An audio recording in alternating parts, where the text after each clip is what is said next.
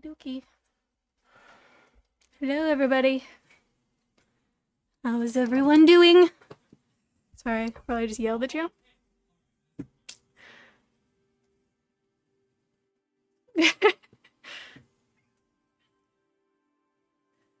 Ross is gonna get upset if we're talking about how old we are again.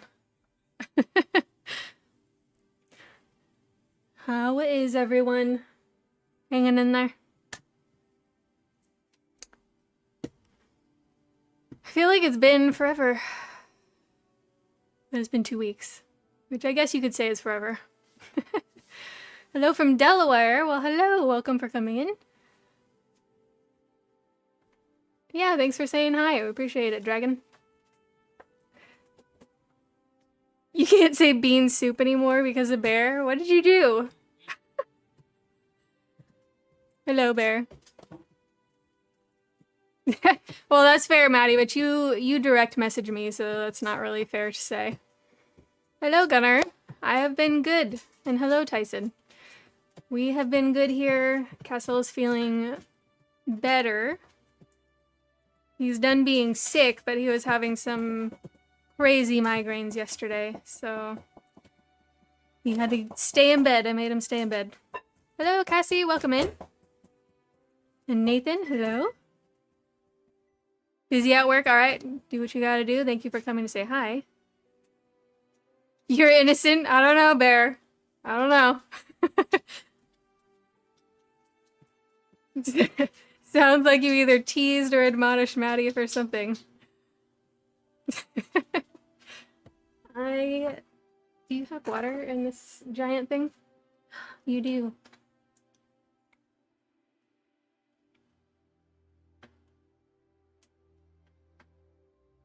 You can see how big these tankards are for scale.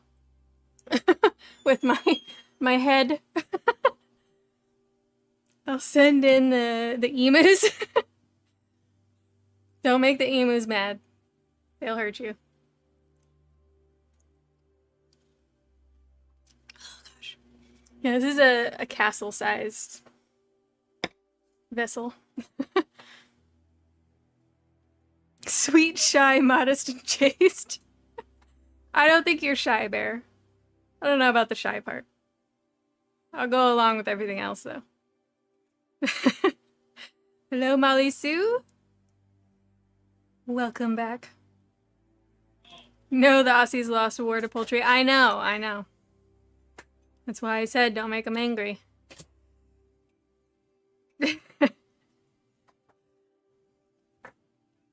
Hello, Greg. Is that the custom takered? Yeah, we do have them in the shop. The ones we have in the shop are a little bit different. This one I got with the dragon handle. And I can't find the manufacturer that does this handle anymore. What they have instead is, it looks like a tree trunk. Like wood. Which goes along with the tree motifs, so I don't mind it. I think it still looks cool. But I did try to get these for the shop, but they're nowhere to be found currently. Yes, Miss Castle here. He is feeling better from the sick, but he's been having some major migraines, so. And thank you so much, Punk Rock Wolf, for the heart. Welcome in. Bear says, oh, I am shy, just not with people I'm comfortable with. Well, that's fair. That's fair. I think we probably have a lot of people here in the tavern that are more the quiet type, but then when they sense their ilk, they'll go ahead and open up and talk about stuff.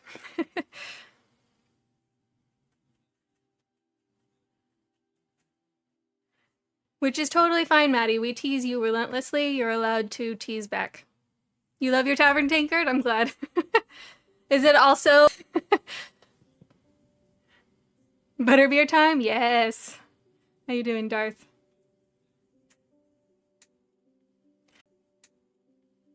You're bad with names? That's totally fine. I am also terrible with names. It took me a long time to remember some of our tavern patrons who don't mind sharing their name as that's not their screen name, you know?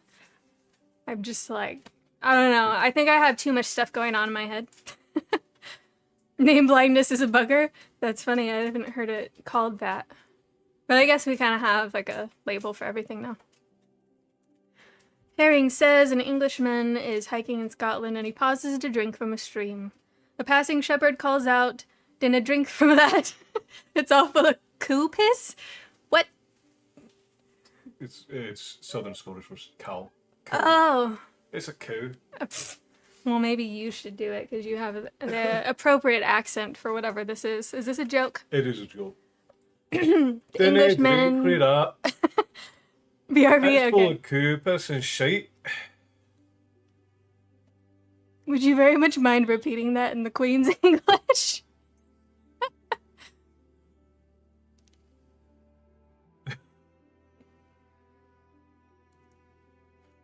Very funny.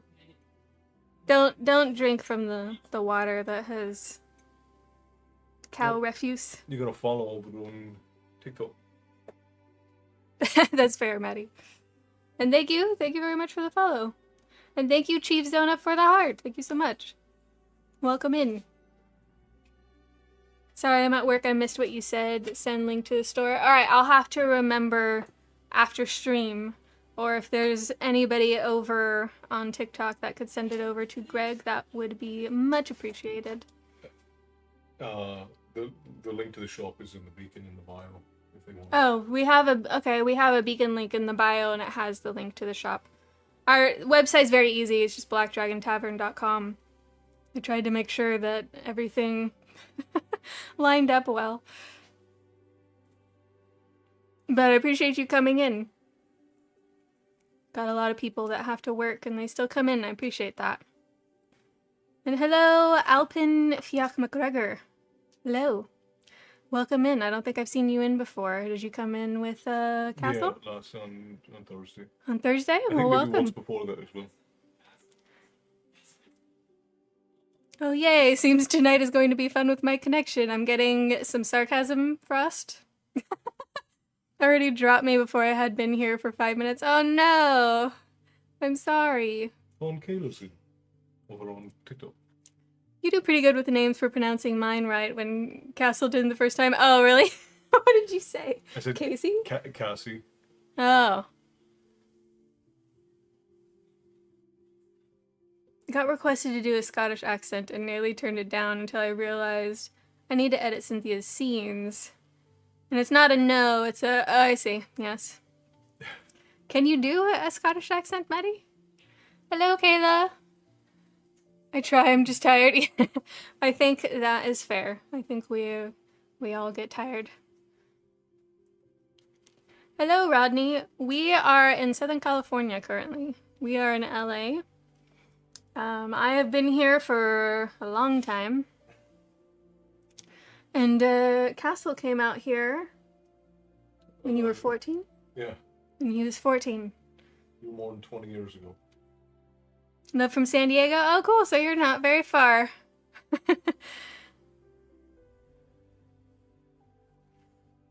Good evening, Acavier. We have been good. Castle's been not super great this week, but he's doing better. And hello, Joker. Welcome back.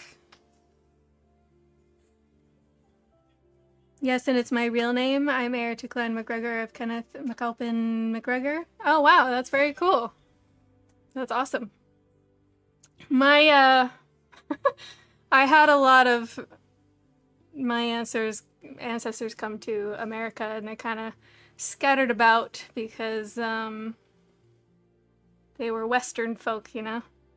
They didn't just settle and let themselves be documented. They were very much like free spirits. LA is wonderful for visiting, not wonderful for living. Mm-hmm. Yeah, I think there's some cool things to see here. If you can look past all of the side road refuse, you know? But it's like the food. Like, you can come here and you can try all kinds of different cuisines, and 8 out of 10 times it'll be a great place. Some people care about seeing the Hollywood sign. You could do that. There are some historical buildings out here, not a lot, but there are some. And you have to drive through a lot of traffic and rude people on the road to get to them. So, I don't know. You guys would have to decide if that sounds appealing to you. There are not a lot of good, wholesome storytellers. That is true. That is true. I am proud to have Irish blood in me. Well, good. I don't think it really does well for being ashamed of our bloodline. If we had some less than reputable folk in our family line, that's not your fault.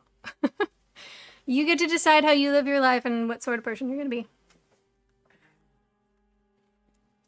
All of SoCal is like that. Great beaches, foods, but crap to live. Yes. Yeah. The beach over here is not good. It hasn't been good for a long time.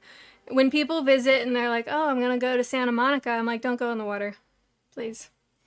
If you want to go in the water, you need to drive a couple hours north, but don't go in the water here. Maybe a dumb question, but I'm O'Reilly by birth. Jacobs is my dad's name. Any history there? Castle can definitely get back to you on that. Well, yeah. If you send him a message, he'll put a pin in it and he'll do some research for you and he'll get back to you. Well, Riley and O'Reilly are one of the oldest clan names in Ireland. And Jacobs has history in both Ireland and Scotland.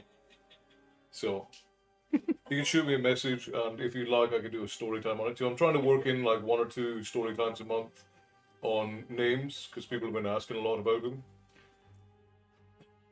Maddie, is LA short for luxurious asylum in a broad sense? Not even in a broad sense, in a very specific sense. It's terrible. Sounds like my grandmother on my dad's side. She was a wanderer, hated staying in one place for very long. Yeah.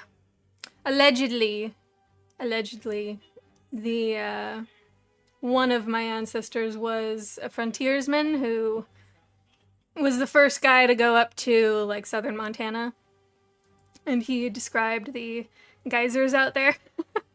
So allegedly, I don't know. This is what is believed, but I don't know. But I read up on him, and it's very interesting. Interesting dude. My last name is Donlin. All right. Do you know a Donlin? Can you spell it for me? I can see my eyes are still blurry. Donlin. My ancestors came and settled right down. My dad's side has been in Western New York since before the American Revolution. Wow. Mom's side goes back to the Mayflower, and they're still in New England. All right, so they stuck right there.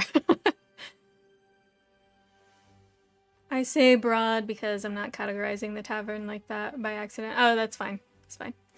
We're Scottish-Irish. I got called a Mick the other day by a friend's friend, but I'm proud of my answers. I mean, there's no point in getting miffed about it. Like, who cares? I would just own it. I'd be like, yeah, whatever. I'm a Mick. When I call Irish folk Micks all the time, so don't worry about it. Yeah. Mick is sort of like, it's like the offhand, like don't be a dumb version of an Irishman is sort of like what calling somebody a Mick is. There are worse things to be called. Yeah. It is a very gentle insult.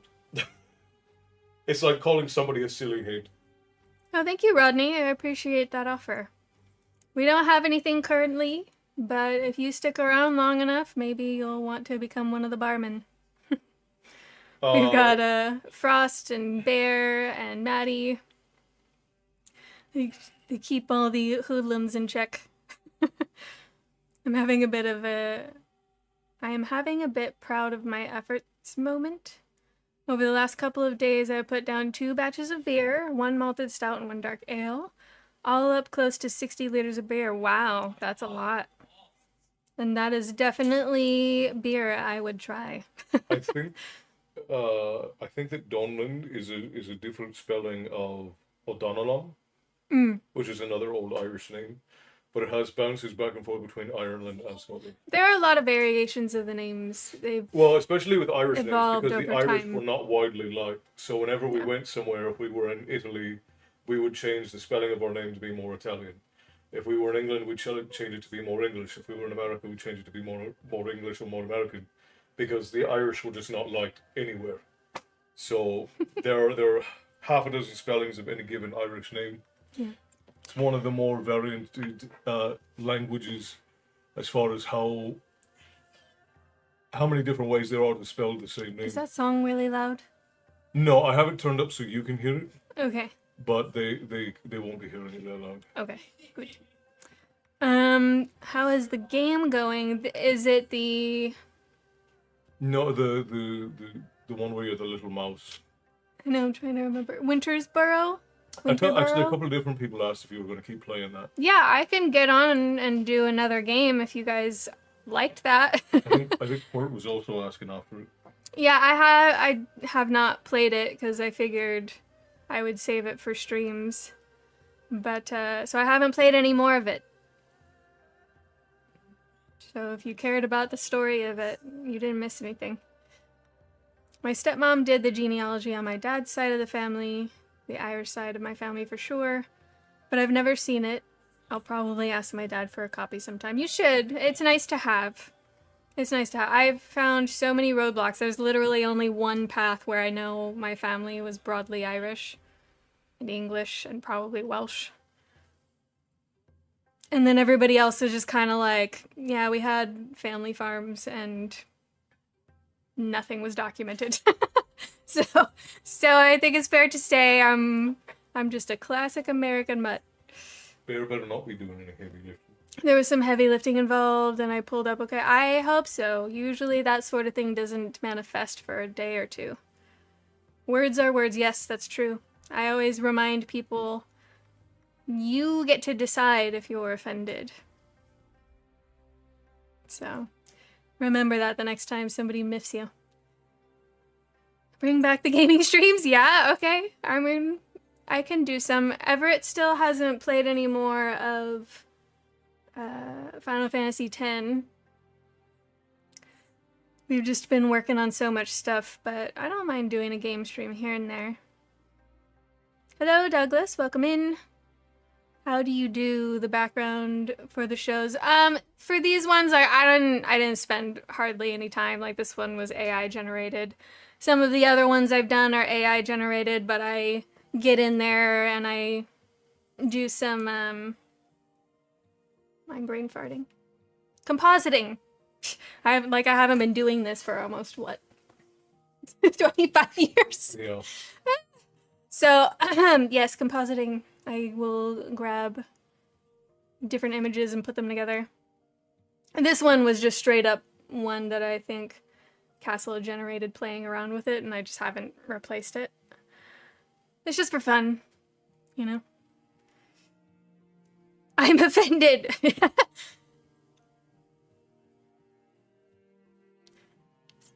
I get curious mostly about my mom's side because her dad passed away when you were 4. That's sad.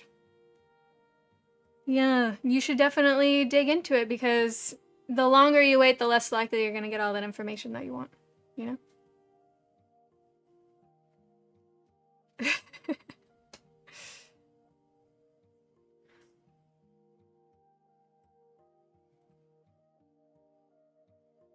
But yeah, I'm wondering... I guess maybe we could plan, like, if you aren't going to be able to do waffles, we can do a game before this stream. Well, thank you, Douglas. Yeah, as an artist, I'm probably... I'm sure other artists would get upset at me because I kind of have, like, this gray area of feelings on AI art.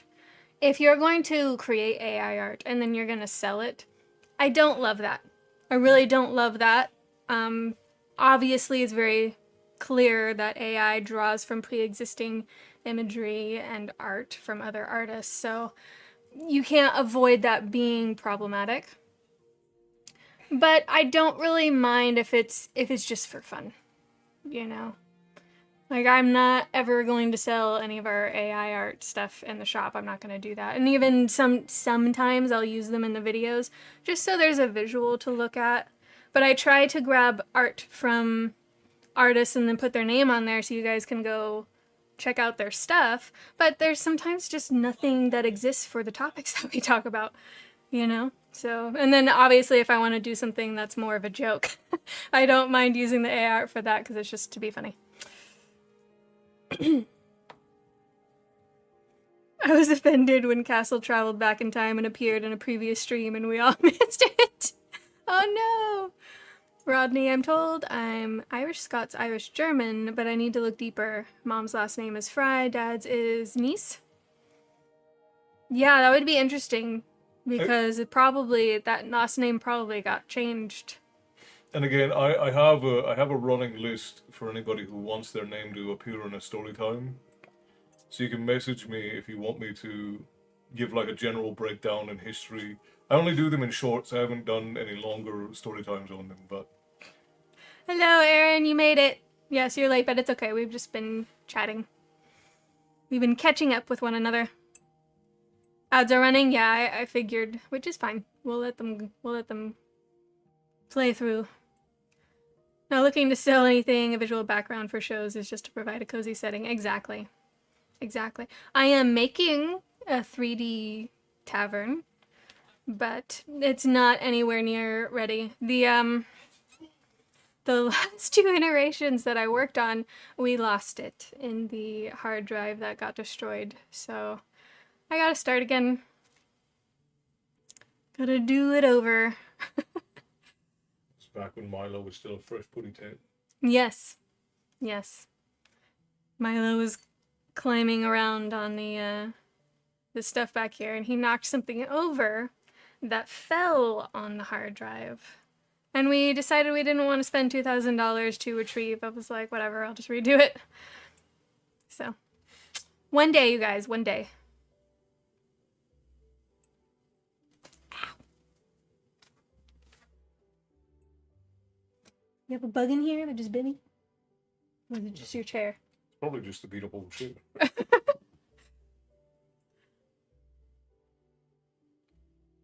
I think Fry comes from Frey, or who knows. Yeah, I mean, it could be a number of things, probably. I'm also sad I had to cut Pele from Barry's story. Yeah, you can save her for something else, Maddie. 0.01% Punjabi. So you just had one person in there. That's funny. Fry's an old English Scottish name, like the southeast and northwest Scotland and England. It was, I think it goes all the way back to like the 1200s. It's Frey, I believe, is the origin of it, and it was literally the last name of the first non-serfs to live in the area, so it literally translates to free. Nice. So you're free. You are a free man. Hello, Rain. Welcome back. My grandfather's name was Johnson. It's definitely common.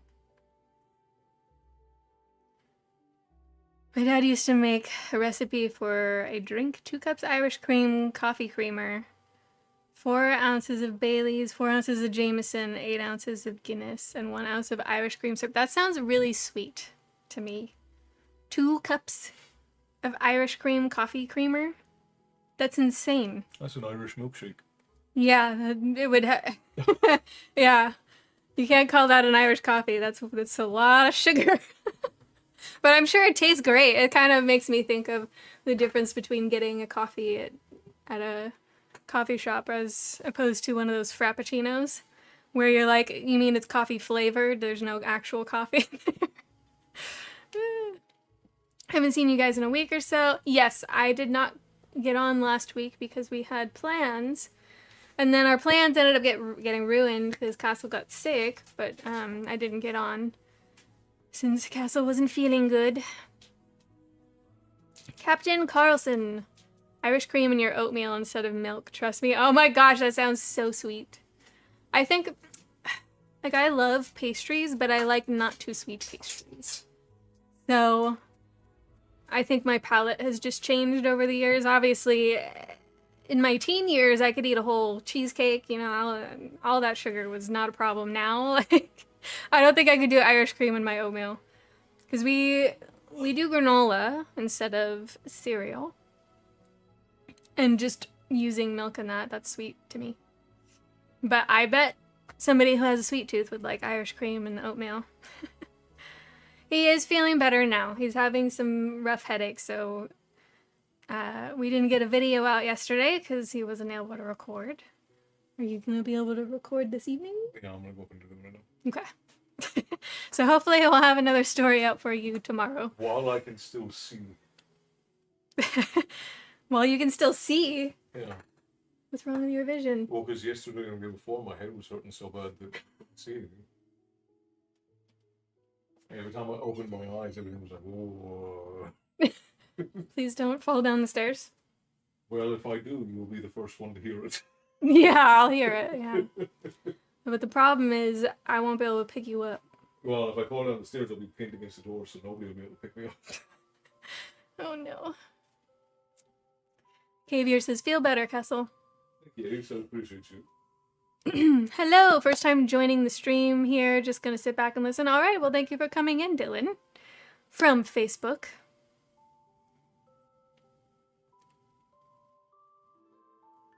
I love Irish whiskey, but I don't think I do think Jameson is overrated. Yeah. I think once upon a time Jameson was a notable alcohol, and I think now it's just kind of... Any of the consumer labels of Jameson are not good. Right, you have to get like the blue, green, private and black stuff. label, or a gold label. Yeah. Or just buy it in a pub in Ireland that is not in the city, and then you'll have a better... Yeah, there you go. Because if you go to the city pubs, they're all there to rip you off. Like, there's no reason to even have a drink at a city pub. Yeah. If you go to any pub in Ireland or in Dublin or in Belfast or even anywhere in England, they're just going to rip you off. You're going to pay like 12 euro for... A little? Yeah, just a little bit of shit whiskey. But yeah. My grandmother, that I'm not actually blood related to, she was actually German, but she loved Johnny Walker, Blue Label. She loved that Scotch whiskey. I don't love Scotch whiskey. I think it can get too smoky for me. I like a little bit of smoke. Thank you, Rain, for the good vibes. Get some tea, spiked of course, like a hot toddy. And good rest and feel better. Well, thank you, Douglas. I'm making sure that he's resting. He did not love that no video went out yesterday or today, but if we get through the stream quickly enough, we might be able to get one out before midnight. We'll see. It might be trash, but Proper 12, I think it's called. I think it's fantastic. What's in that, Gunnar? It's Conor McGregor's whiskey.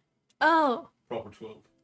I didn't even know he had one. Yeah. But that makes sense. Well, it's called Proper 12 because when he bought the company that... Maddie, no, don't make that...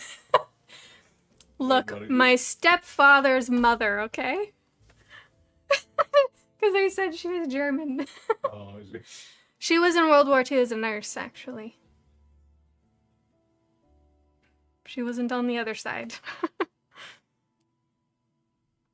By fantastic, I mean it's gone the same night. I'm not a heavy drinker. I like to have like a really good quality drink, like maybe one or two. I love this one. What is this?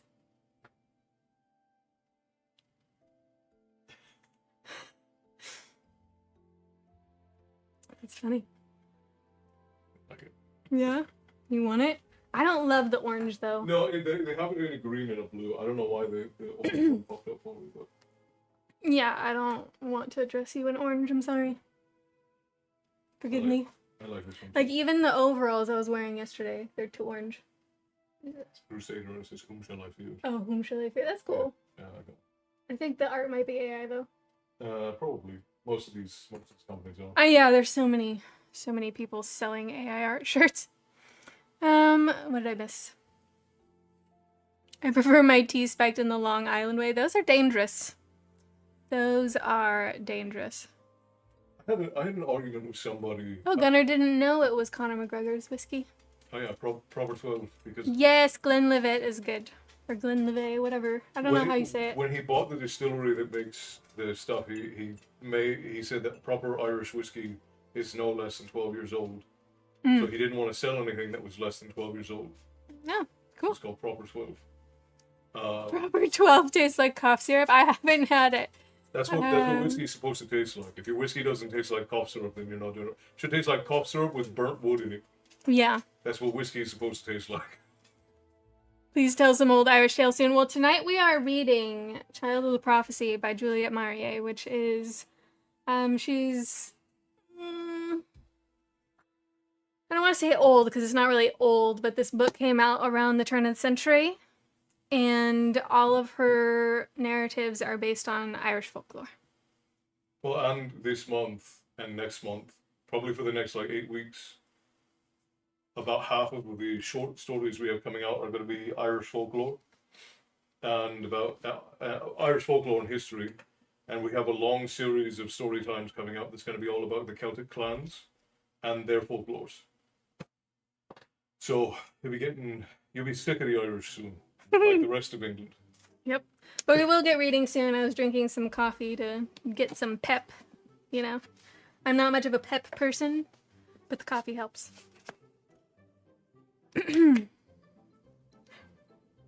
That's funny, Maddie.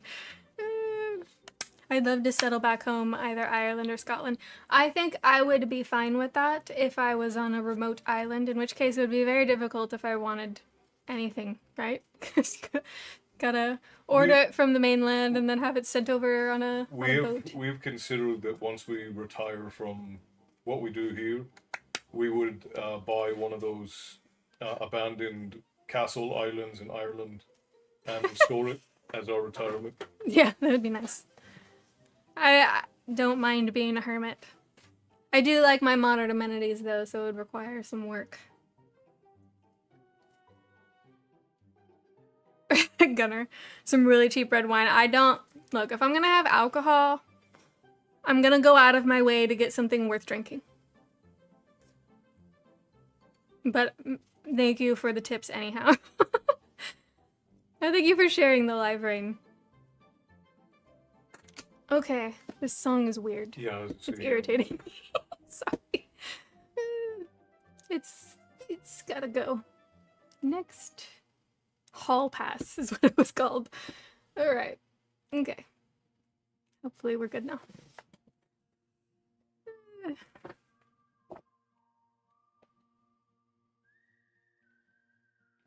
Have you seen any of the Avatar movies and their clans they portray there? The blue people or the cartoon? I would assume the Avatar. I have seen the 2 blue people movies. There's 3, baby. Yeah, I'm saying I've seen 2. Oh, I thought you said the 2. Yeah, there's 3. I did not watch the 3rd one. I don't know if I really care. The only reason I loved watching those movies is because Good night, Rodney. As a nerd with a degree in computer animation, I wanted to see the like groundbreaking effects that they used.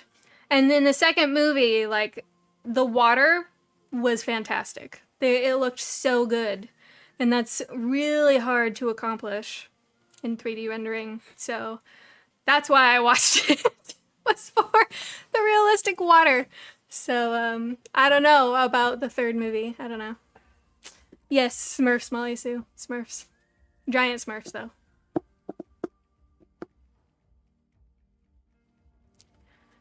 Your friend came by to help with brewing? Okay, that's cool.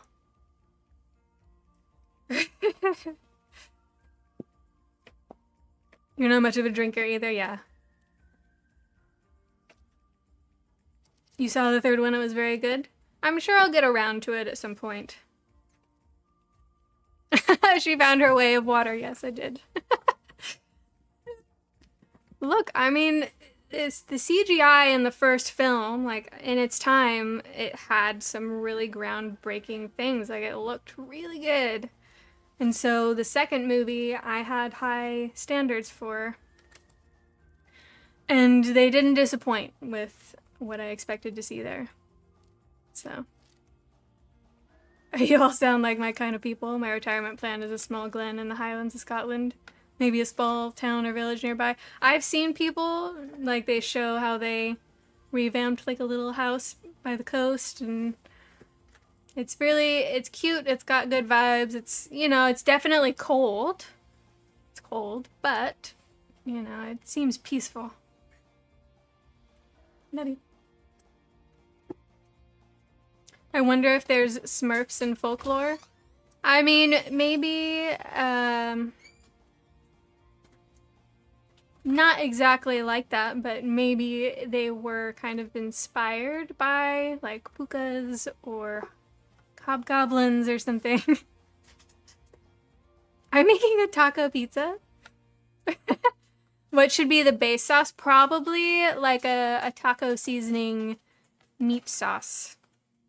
Like you would do for chili. Like a real chili. What else goes on the bread but under everything else? The meat sauce. Like, because you put tomato in there too, like a marinara, but you'd make it more like Hispanic flavors. The funeral scene was deep and touching? Oh, okay. It's funny, I'm IT for work, but I was more after the story than the graphical effects. Oh, yeah. Yeah, I think the story's been done, so it was very predictable, and it doesn't mean that it's bad. Like, if it's a good, predictable story, it doesn't bother me, but that's not why I watched it. So, I don't have any problems with it. It does have some crazy resemblances to the Avatar series, but, I don't feel any particular way about it. Oh yeah, red enchilada sauce. That could work too. That could work.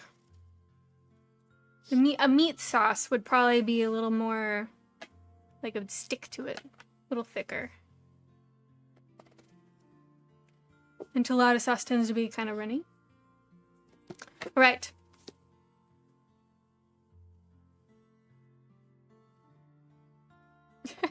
I think I've seen one, Maddie. Usually I have you up and I'm not always paying attention. But yeah, all right. So, back to Fanya. We have had some interesting developments happen with Fanya. Obviously, previously she was met by her grandmother, the sorceress, who is the antagonist of this whole trilogy. And she forced her to do something to prove that she was on track for following her grandmother's plans of destroying the family of Seven Waters. So she started a fire, and that fire hurt a lot of people, and it killed one of the druids, one of the older druids. And she's feeling a lot of guilt about that, but she also feels like she doesn't have a choice. She has to do what her grandmother has told her to do, otherwise her father is going to die. So she's stuck between a rock and a hard place, right? And now, in the wake of that fire and one of the daughters of Seven Waters being very hurt by it and possibly dying, she and the other girls of the Seven Waters, the other girls, are gonna go and stay in one of the properties of Aemon. So that should be interesting. I don't remember this book well enough to recall what happens, but it'll be interesting to see what develops with Aemon's role here, because obviously her aunt Leodin from the last book was his love interest. Like, he wanted her to marry him and she was not interested, and there were some negative things that transpired in the wake of that. So it would be interesting to see what happens here. My laptop keeps freezing. Okay. Do the thing, Bear. Do the thing. Alright, you guys ready? We shall read. Let me know if the music gets too loud, okay? Anything I knew about horses I learned from Derek, but I had not always listened to his tales as attentively as I might, and so I did not know much. The little mare that carried me safe to Eamon's house was very old in horse years, but still as steady as a rock. I knew she was old because Eilish told me so. You could tell by the teeth, she said. The horse was silver-gray and gentle of eye, and like Aphie, she seemed to know where she was going without being told. She did not tremble and edge away from me as the other creatures in my uncle's stable had. Of course, now that I had shed the glamour, any animal would have been more ready to trust me. But I thought it was more than that. This mare seemed in some way different and special.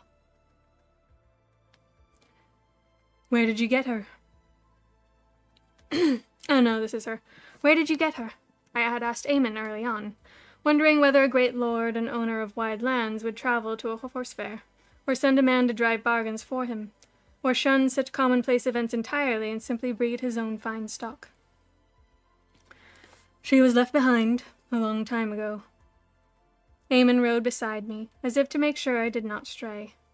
Perhaps he doubted my ability to handle even such a well-trained creature as this.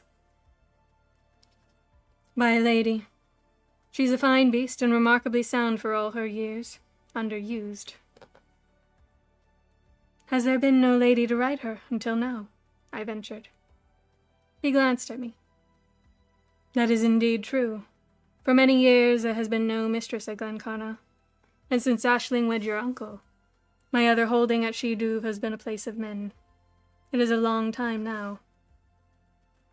Why did you not return the horse to her forgetful owner? I asked him. I thought he was not going to answer. His mouth tightened and the brown eyes turned chill. Once again I had blundered into forbidden territory. There was no opportunity, he said at last. She never came back. I did not press him further. He had the same look on his face that had appeared when I spoke the name Theoden. I wondered if the horse had been hers. Glencarna was a pretty place. I had not noticed much when I had camped here before with Dan Walker's folk, save that the house was solid and fine and extremely efficiently guarded. Then my head had been full of thoughts of Seven Waters and what I might find there. Now I had time to observe and listen. This house had been fitted well for a family. Eamon's own mother had grown up here until she was wed to his father and went away to Shidouv. Later there had been a bride in the house, the young wife taken by Eamon's grandfather Seamus in his old age. There had been a child, but it seemed he had not lived to see his 7th year, and the old man had never quite recovered from the sorrow of that. When Seamus died, his wife had gone back to her own folk. Now both Glencarna and Shidouv belonged to Eamon himself, a middle-aged man with no wife and no heirs, and seemingly no inclination to acquire either. That was strange.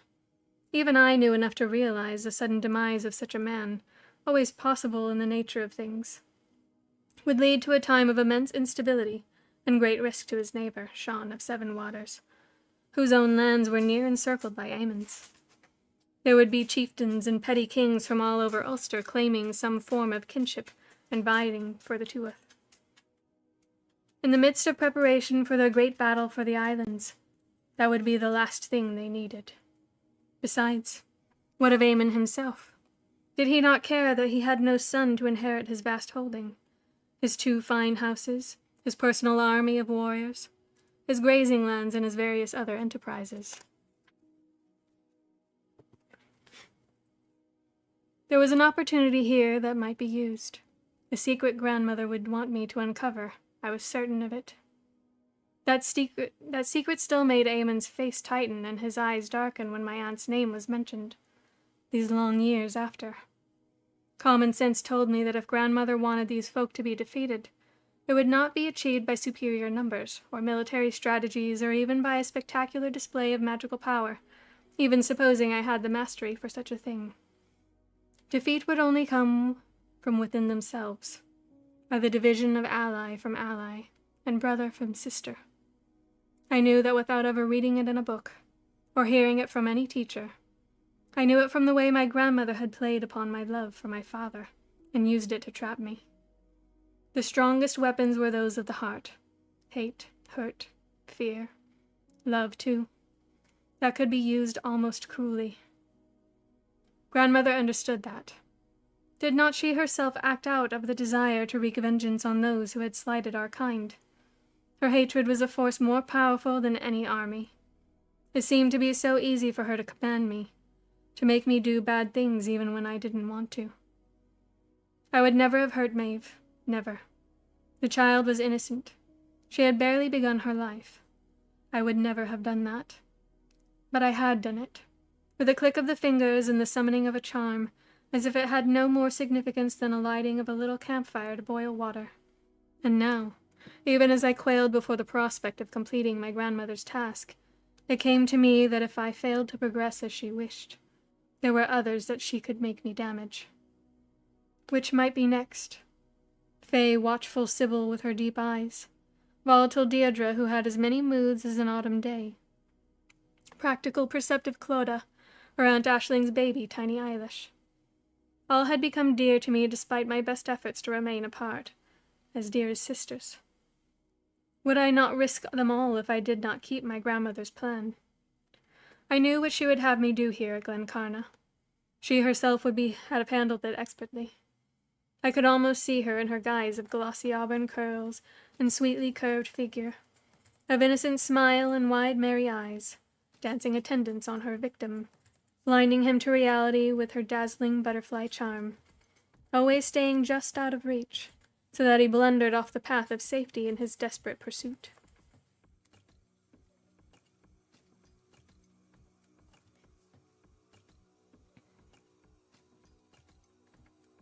I knew how to do that. She had shown me in quite some detail, but I would not if there was any other way. There was something tawdry about achieving a goal by such means, however important that goal might be. It was a branch of the craft I would far rather leave untouched. I would wait a little. I would seek a different way. And so, for now, I settled at Glencarna with the simple gratitude of a prisoner delivered unexpectedly into freedom. And I watched the girls play on the grass, and chase each other through the maze, and roast nuts on the fire in a chamber cozy by candlelight, and I felt the chill of my spirit ease just a little. Okay, that song is really loud.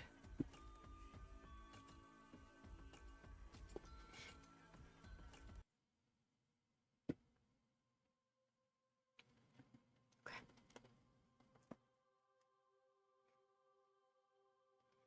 I had expected to continue as before. Companion to the girls by day, watcher by night. Perhaps included in adult conversation from time to time if it happened to suit my host. I had no talent at music. I could not entertain. One could scarcely recite the druidic lore in company after supper. Those talents I did possess were not for sharing. I hoped to have a little time to myself, to set my thoughts in order. I did not think beyond that. But Eamon had different ideas, and he made it clear, soon, as we came to Glencarna. The girls were worn out by the ride and went to bed early. I had, too, planned to retire, for I had a fine chamber all to myself and I longed for solitude and quiet. Lately, since the fire, even my nights had rarely been spent alone, for it was common for one child or another to tiptoe in, woken by a nightmare and seeking company to keep out the dark. That they came to me was ironic indeed, and did nothing to improve my opinion of myself. But here, the children had been accommodated in a well-appointed chamber for 4, with our very own maidservant, and, said Eamon as the 2 of us stood before the fire together that evening, I would be able to sleep undisturbed. The hall at Glencarna was much smaller than the great space at Seven Waters, and the fire's warmth spread to every corner. The furniture was polished to a gloss you could see your face in, with skillful carving on the chair backs, little creatures and scroll work. I sipped the goblet of wine I had been given and nodded without speaking. I have observed how my sister employs you at Seven Waters, Eamon said evenly. Your origins may be obscure, but you are her husband's niece nonetheless, and should be treated as such. To use you as a convenient servant is not at all appropriate. Here you are my guest. His words had taken me aback. I realized to my own surprise that I had come to accept the task my aunt set me quite readily.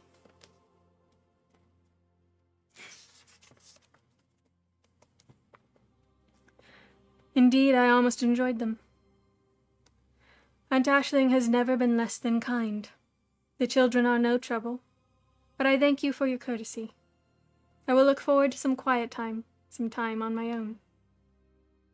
I must confess, said Eamon carefully, that is not entirely what I intended, although you shall most certainly have solitude and peace here, if that is what you crave. My motives are not entirely selfless. I imagine you are aware of that. I glanced quickly at him, and back down at my wine cup. Did that mean what I thought it meant? Surely not. I did hope, he went on, that we might spend some time together. I have the business of the estate to attend to, of course, and the children seem to value your company. Still, there are the evenings, and if this clear weather holds, we might ride out together. There's fine land here, grazing fields, wooded valleys, a waterfall. I'd enjoy showing you that. Ride? I queried. That's hardly my strong point. You did well enough on the way here, Fanya. You're quick to learn, I think. I smiled. That has been said of me. Now he was looking at me very directly, and there was a brightness in his eye that my grandmother would have recognized well. I'm a good teacher, he said softly. You'll discover that when you know me better. I felt the hot blush rise to my cheeks. I've no doubt of that, I murmured. He did mean that. I could scarcely believe it, for I had not employed a single one of the little tricks grandmother had showed me, not since we rode away from Seven Waters. I had offered him no encouragement whatever, yet his meaning seemed clear. This was both strange and worrying. As early as within the bounds of good manners, I pleaded weariness and retired to the solitary safety of my chamber. The weather held fair, though cold. My cousins explored the long, low house and its walls of solid stone and its cunningly thatched roof. They investigated byre and barn. They helped feed the chickens, and took little treats to the inhabitants of Eamon's well-appointed stables. Eilish was cultivating the friendship of a long-legged black horse which dwarfed her completely. I could see she had hopes of riding forth on this daunting creature as soon as she could talk her uncle into giving permission. I envied her confidence. Clodagh worked out the way through the maze and showed the others with a certain air of superiority. Deirdre fell into the pond chasing a ball and had to have all her clothing cleaned and dried before the fire. They kept themselves well occupied, and smiles returned to their anxious faces. Sybil remained quiet. She had brought her small writing tablet from Seven Waters, and while her sisters chased each other down the paths, or threw their ball, or fed carrots to the horses, she could be seen making careful letters on the waxen surface with her little stylus.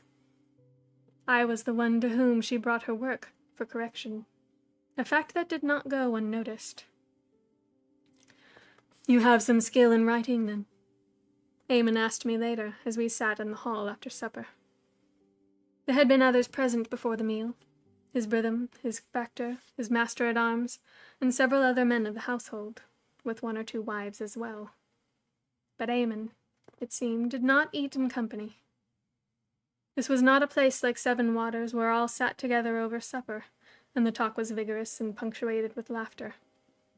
Where the children joined their parents at the table, and the working folk shared the fruits of their labors with chieftain and lady, here, the small group of trusted advisors met together to discuss serious matters. Territorial disputes, cattle trading, a problem in the armory, the dispatch of men to collect goods from a vessel that had landed somewhere. The women contributed little, but I could see I was under keen observation. It was men's talk. I listened carefully, but could not make a great deal of sense of it. It was odd enough to have been included in this group. My presence gave rise to a few raised eyebrows at first, and even a wink from one fellow, though I noticed they made sure Eamon saw none of that. Then, when it was time for the meal to be served, they all melted away as if an unspoken command. and I was left with Eamon, sitting in some splendor at a table whose fine oak shone mirror bright. I refrained from comment, although I would indeed have been far more comfortable supping with my cousins and their waiting women in their own quarters, or snatching a bite in a corner of the kitchens or whatever else the rest of the folk of Glencarna ate. I thought of fish roasted over a small fire, with a turnip or two thrown in for good measure. I did not belong in this man's company, and I did not understand what he expected of me. I employed the table manners grandmother had taught me, and said little.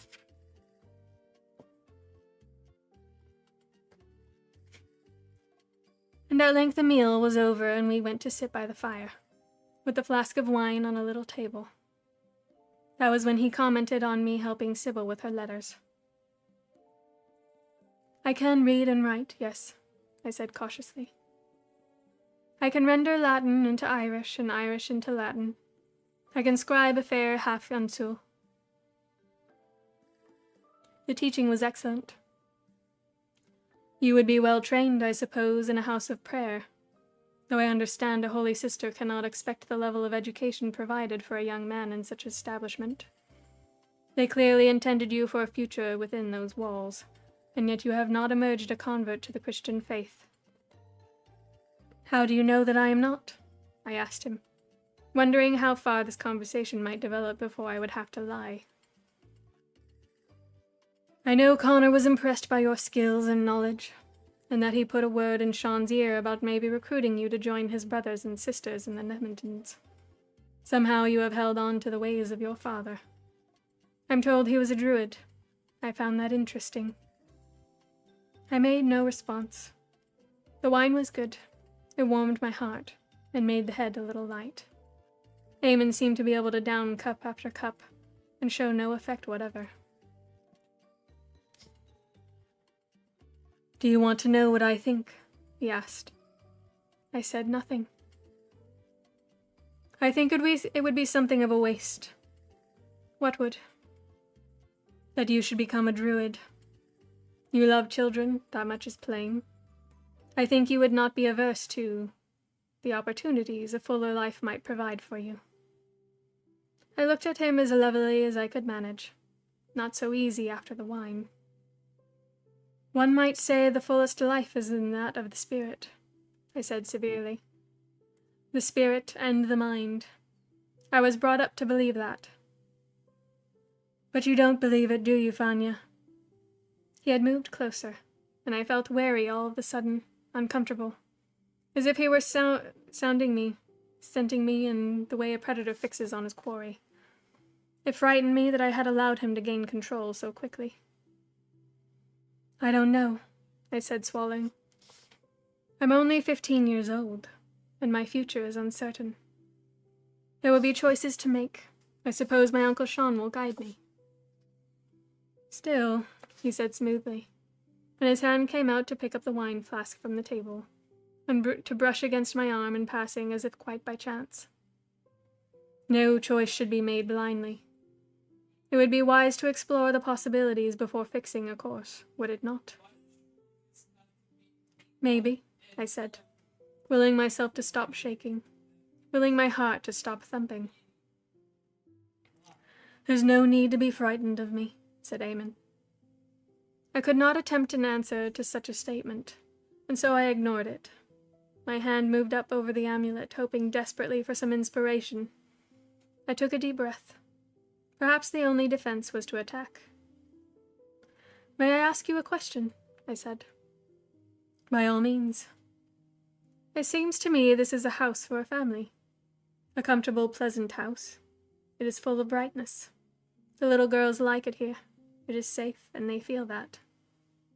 Eamon inclined his head slightly in apparent agreement, but his eyes were wary. The master of such a house must be a careful steward, I went on. It is immaculately kept, and maintained in all its prettiness and comfort. It is a house. It is a house intended to please a woman, and to shelter her children. And yet you have chosen to have neither here. That seems odd to me. There was a silence, and I began to regret my bold words. I'm sorry if I have offended you, I added. Eamon glanced at me and away. You do indeed speak what is on your mind. As for Glencarna, it was my grandfather's home before it came to me. Seamus Redbeard, they called him. He married late in life, the second time, and improved upon the amenities here to please his young wife. It was always a fine home. I do not live here. I visit from time to time, and I have folk who maintain it for me. My other place is quite different. A fortress surrounded by marshlands. That's what I've heard. Indeed. You might think that a more appropriate setting for a solitary man of middle years. Still, you have chosen to keep Glencarna as it is. The garden must be lovely in spring.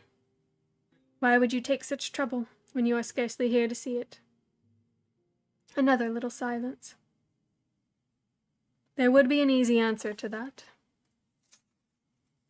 I could say, so that such as yourself and my nieces could enjoy it when you visit.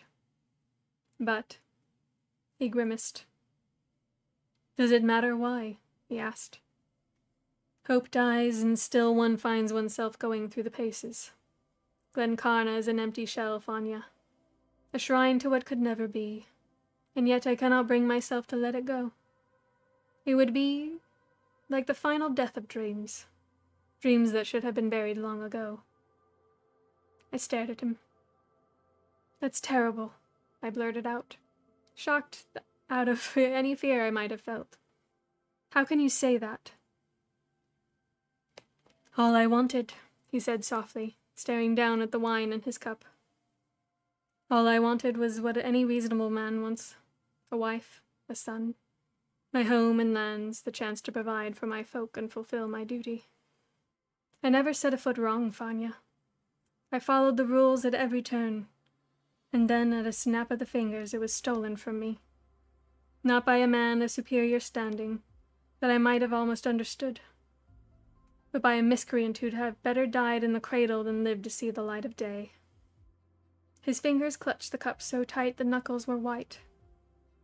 Robbed of everything that mattered, robbed even of the opportunity for vengeance. Worse still, forced into an unholy alliance with a creature whose very name I despise.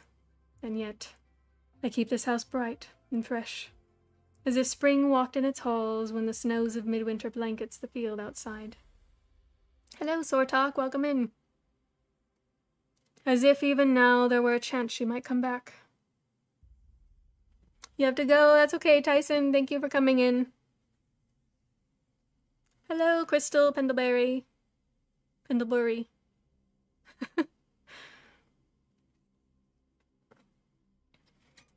He rendered me speechless. I sat quiet, waiting for my heartbeat to slow, thinking I had been wrong about more than one thing. Thinking that, after all, grandmother's little tricks would have been no help whatever here. For this man had only ever wanted one woman, and that was the one he could not have. You speak of my Aunt Leodin, do you not? I asked eventually. Did Sean tell you that? He snapped. No, I said as calmly as I could. I guessed. You make it plain enough, for all your elusive speech. You can scarcely bear to hear her name spoken, and yet you seem to be telling me you still love her. Love? His tone was bitter.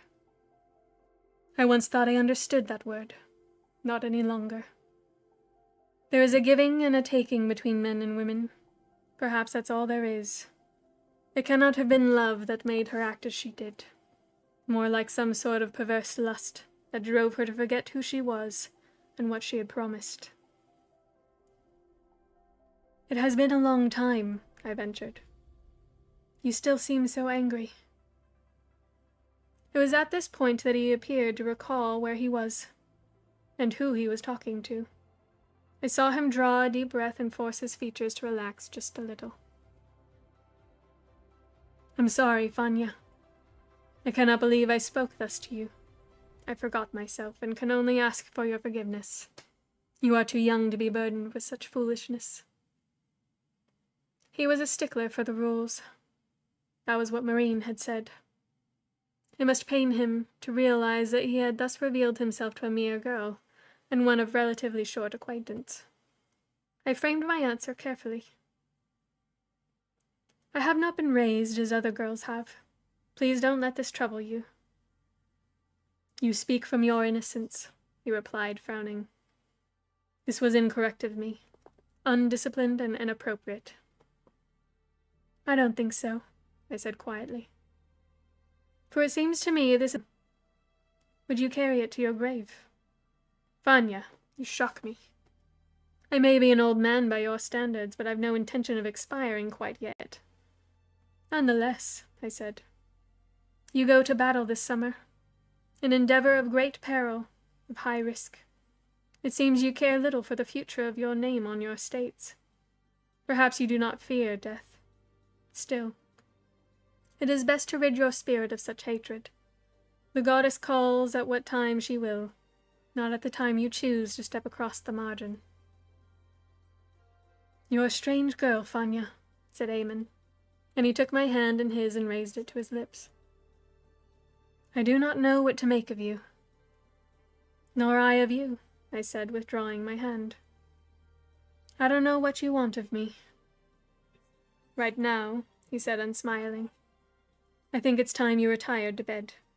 Take a candle from the shelf there by the door. Aye, best if you go, Fanya. I'm poor company tonight. So I left him, standing by the fire with the wine flask beside him, and I wondered how many cups he would need to drain before he could win himself a brief oblivion. Castle is upstairs recording. At least that's the intent. We'll see how well he does. I know.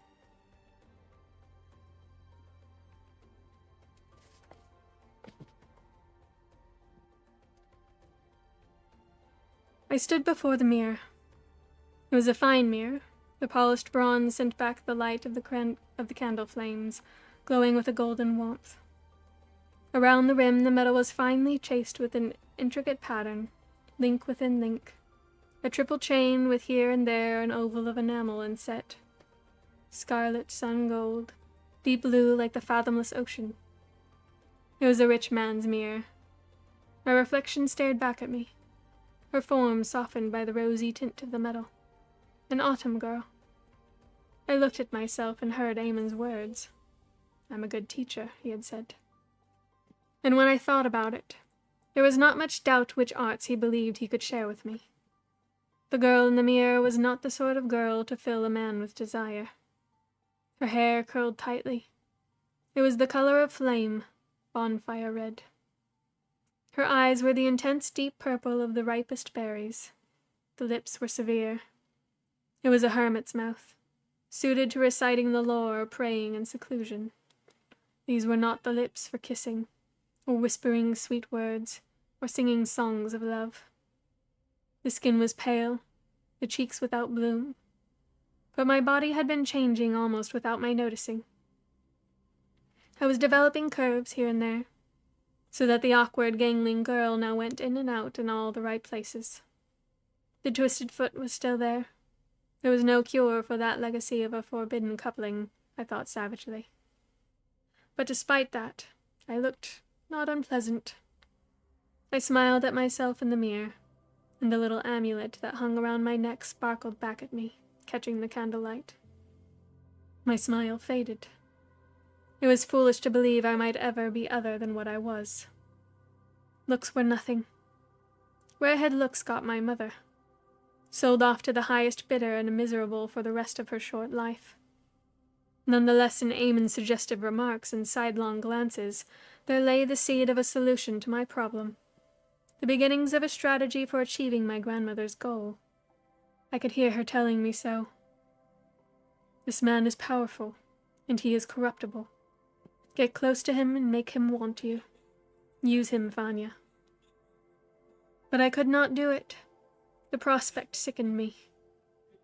It was a misuse of the craft, and I knew that I could not make myself go through with it. I slipped my nightrobe over my head and climbed into bed, conscious of the mirror still gleaming softly across the chamber, in the light from the little hearth. I lacked the will for it. My body shrank from it. How could I do it when the very words the man spoke made me shudder? It was simply wrong. to manipulate a man thus, so that he panted after you like a hound after a bitch in heat, to bend him to your will so that he would do anything for you. That was to lose the last shred of self-respect.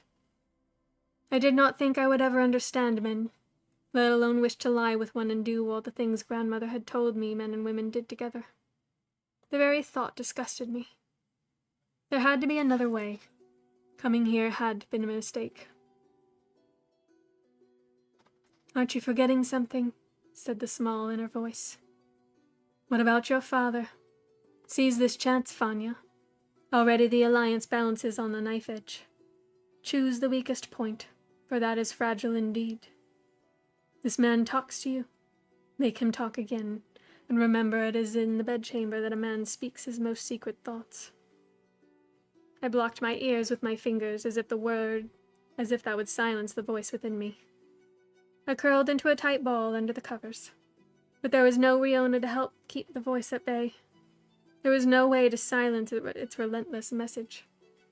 I did not need to look into the mirror to see my father's image, wheezing and gasping for breath, using every vestige of control he possessed to keep from crying out in pain as a seizure laid an iron grip around his chest, robbing him of life-giving air. I felt the small, hard form of the amulet warm against my breast. You must go on, said the voice, over and over. For your father. You owe him. To the end, Fanya. Right to the end.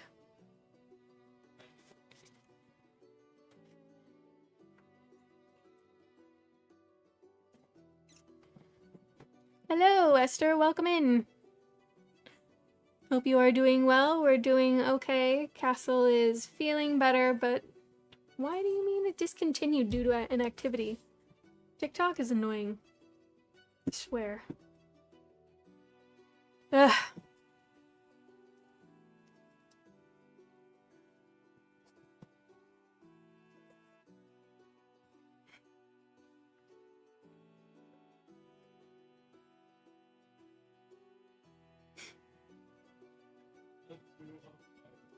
The rain came back, and there was no riding out.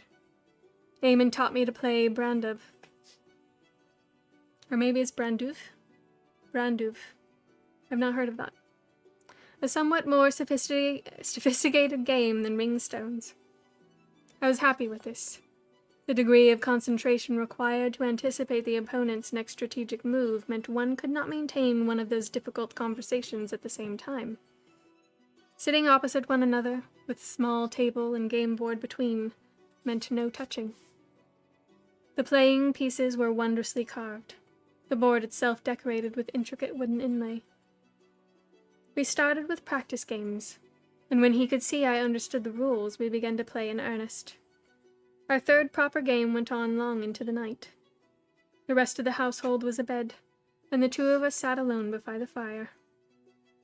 Eamon drank steadily, as was his habit. I sipped at my wine, but took as little as I could. A clear head was required for the game on the board before us, and also for the subtler, unspoken game that continued between us in glance and gesture. Before dawn, the black pieces had vanquished the white, and I had won. Eamon was quite taken aback.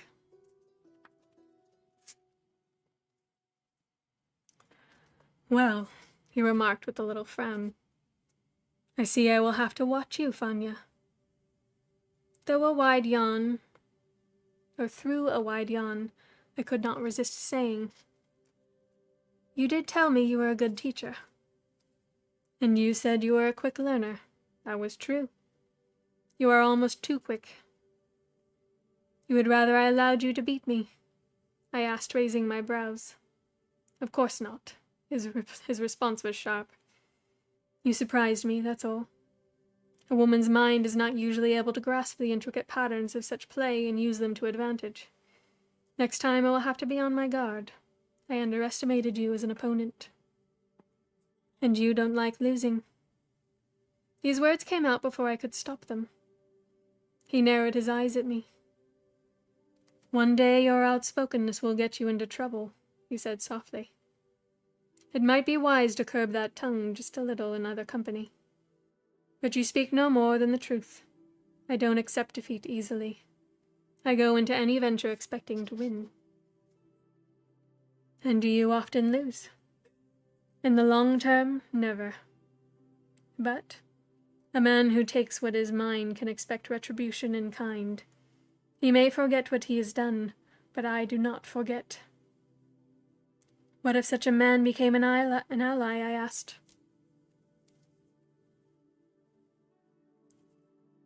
Oh, I'm sorry to hear that, Esther. That's very hard to deal with.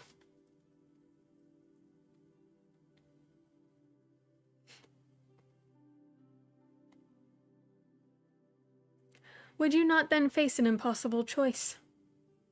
There was a pause. His fingers gripped the wine cup as if he were squeezing the breath from his enemy's throat. Such a man can never be considered an ally, he said tightly. One would better place trust in some otherworld monster than in such as him. The normal codes of kinship and loyalty do not apply. Better that such a creature had never been born. His bleak tone alarmed me. I regretted asking the question. I picked up my candle and he seemed to come back to himself. It's very late. I guess this is him. It's very late. Almost day. You'd best lie abed in the morning. You'll be weary. I may do so, but I am used to long days and early rising. Thank you for the game. I enjoyed it. And I had. It was good to exercise the mind on something other than the impossible challenge grandmother had set me. It was good to have to concentrate so hard that the image of Maeve's burned face faded from my mind for a little. When I went home, perhaps I could teach father. No, best not take that thought any further. I must indeed be tired. Are you feeling faint? Eamon queried, stepping forward to take my arm. You look pale. I've kept you up much too late. It's nothing. It will pass. Good night, then. Or perhaps it should be good morning. Usually he would give me a grave nod or clasp my hand in his on taking leave of me. This time he bent forward and gave me a little kiss on the cheek. There was nothing in it. It was light and quick. But I saw the look in his eyes. Good night, I said hastily, and retreated to my own chamber. I lay in bed under my soft woolen blankets and fine linen, so weary I should have fallen asleep the moment my head touched the pillow, but unable to stop my mind from working busily. It was quite obvious what grandmother would have me do now. Indeed, it was becoming apparent that the task she had set me might not be so impossible after all. If only I could force myself to do what must be done with Eamon. But how could I? How could I bear it? As dawn broke outside and a cock began to crow extravagantly in the yard, I fell asleep with my problems still turning and tingling in my mind. I did not sleep long. There was a break in the wet weather, and the girls were anxious to be off and out of doors, despite the bitter cold of the day. Visitors had arrived and were already shut away with Eamon in his council chamber. Raiders! Well, thank you very much for the raid. Raided by Dreamers. Where's Mostly Harmless Obelisk. Welcome in.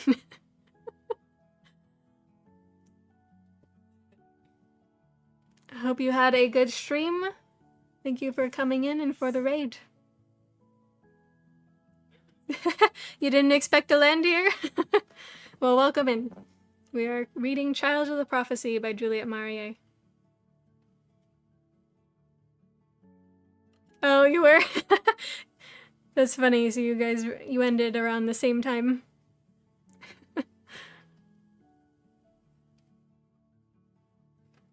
It happens. It happens. Well, I hope both of your streams went well.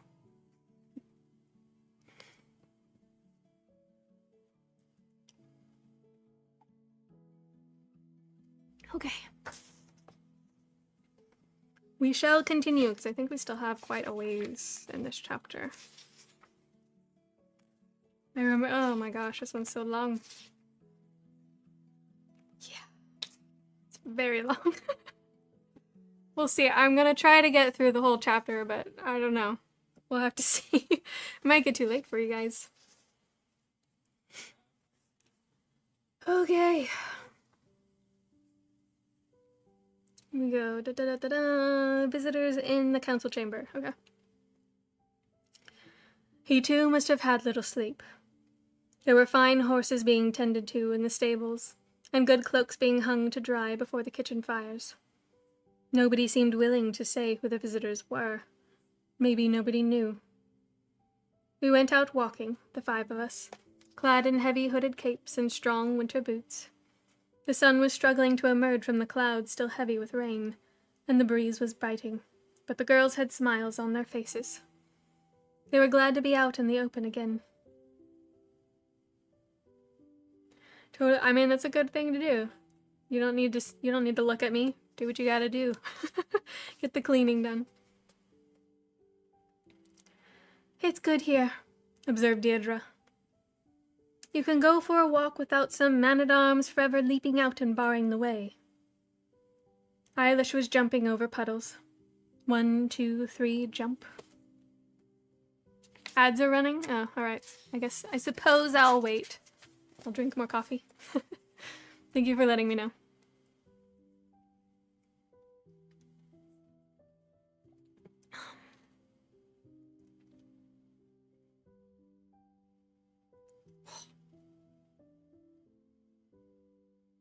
I need to work out my arms. Castle got me these strawberries and cream pretzels. Haven't tried it yet.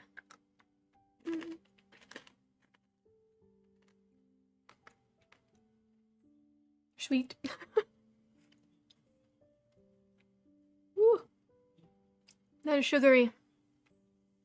He joked. He even said, he's like, she'll probably have a few tonight and then that bag will sit on the shelf for 2 years. I'll definitely only be able to have a couple of those before I'm like, alright, no more sugar.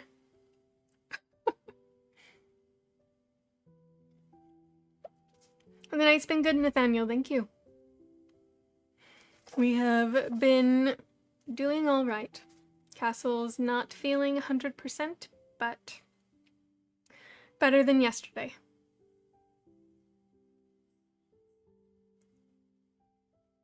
Yeah, I know, Esther, I'm sorry that your friend is going through that. I think dementia is just one of the most difficult situations to deal with.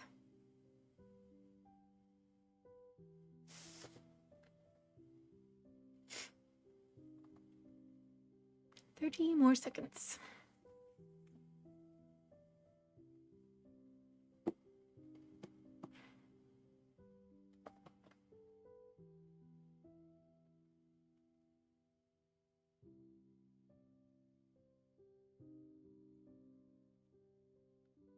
I have been blessed to not have any of my others go through something like that.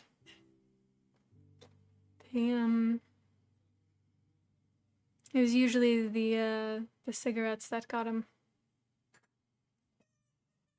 Pretty certain that I will end up being my mother.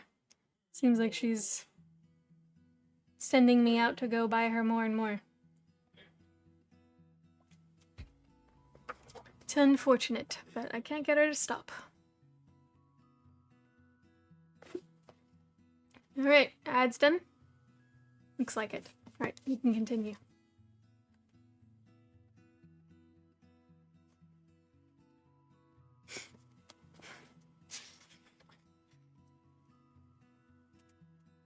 Yeah, absolutely, Akavia, go ahead. I will read a little more and then I will try to catch it when you got it ready. Yes, the animals and my son are doing well.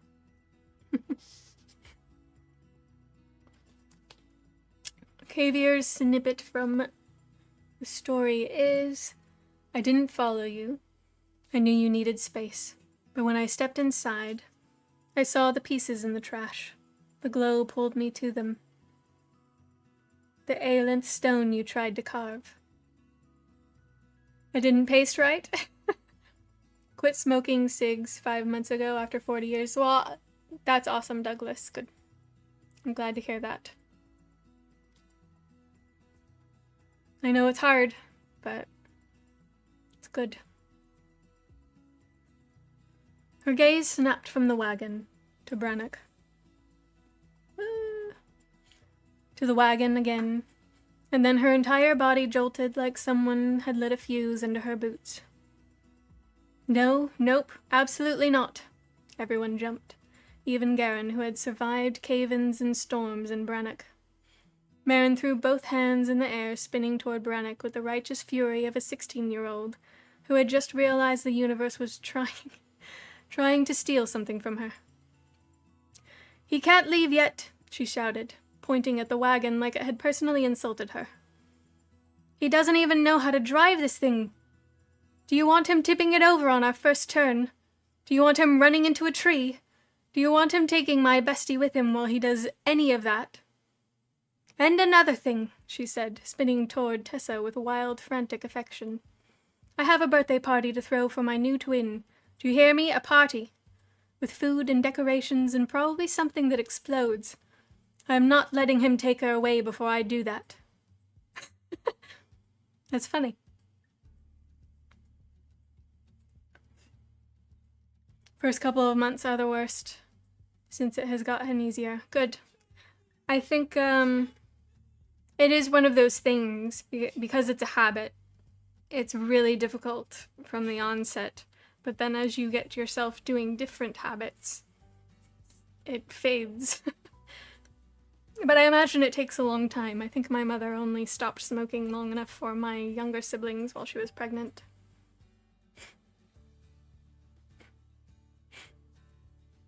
Yeah, you're welcome, Acavia.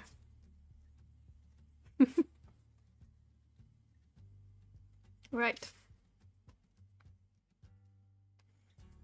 She would need a change of clothes when we returned.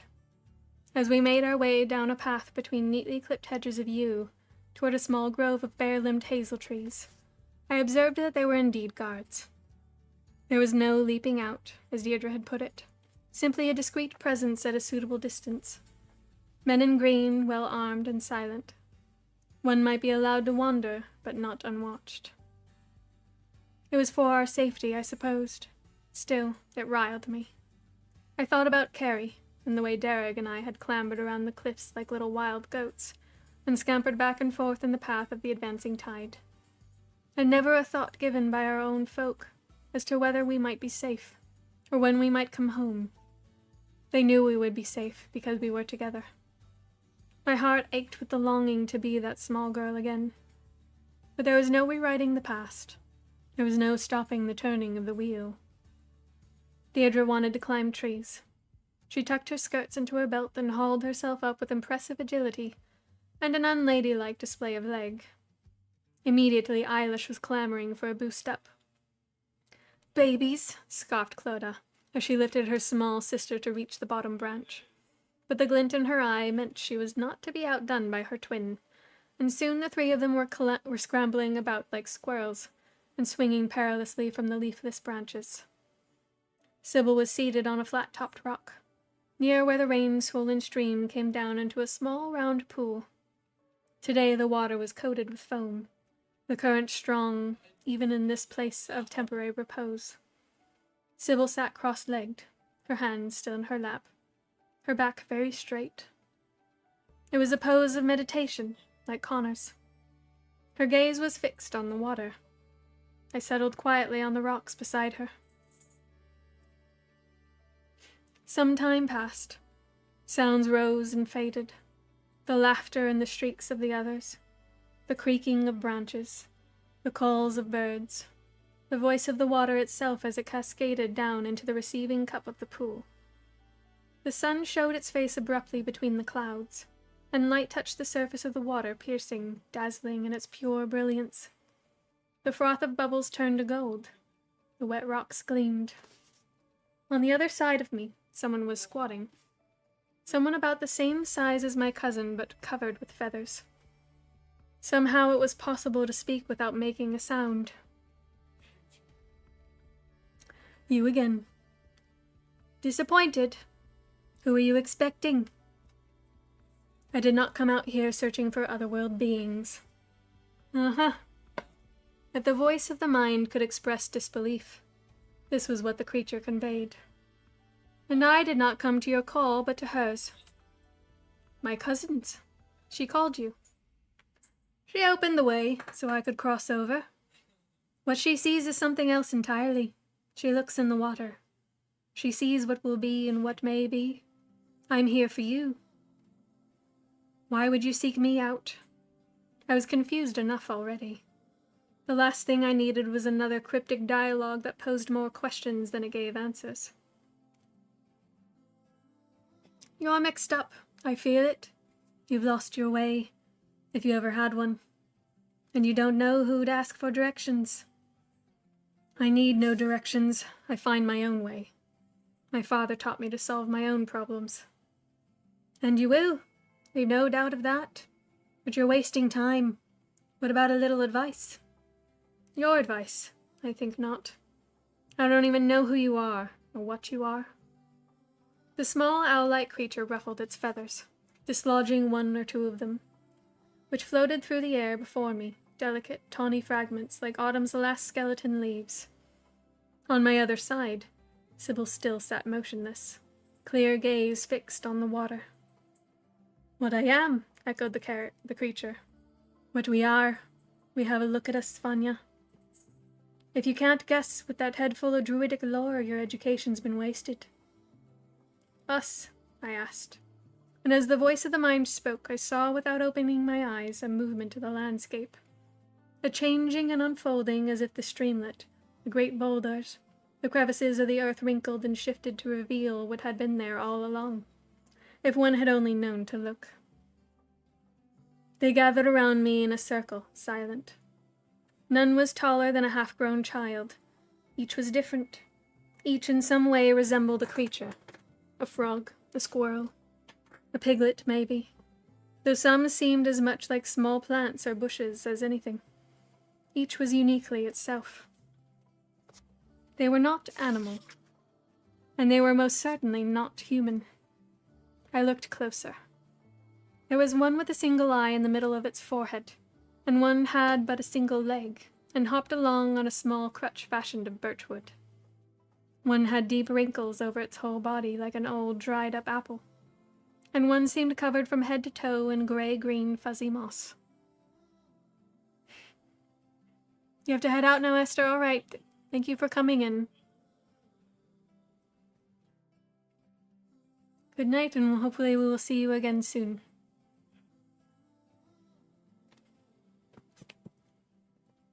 You are... I hesitated. Go on. The owl-like creature nodded encouragingly.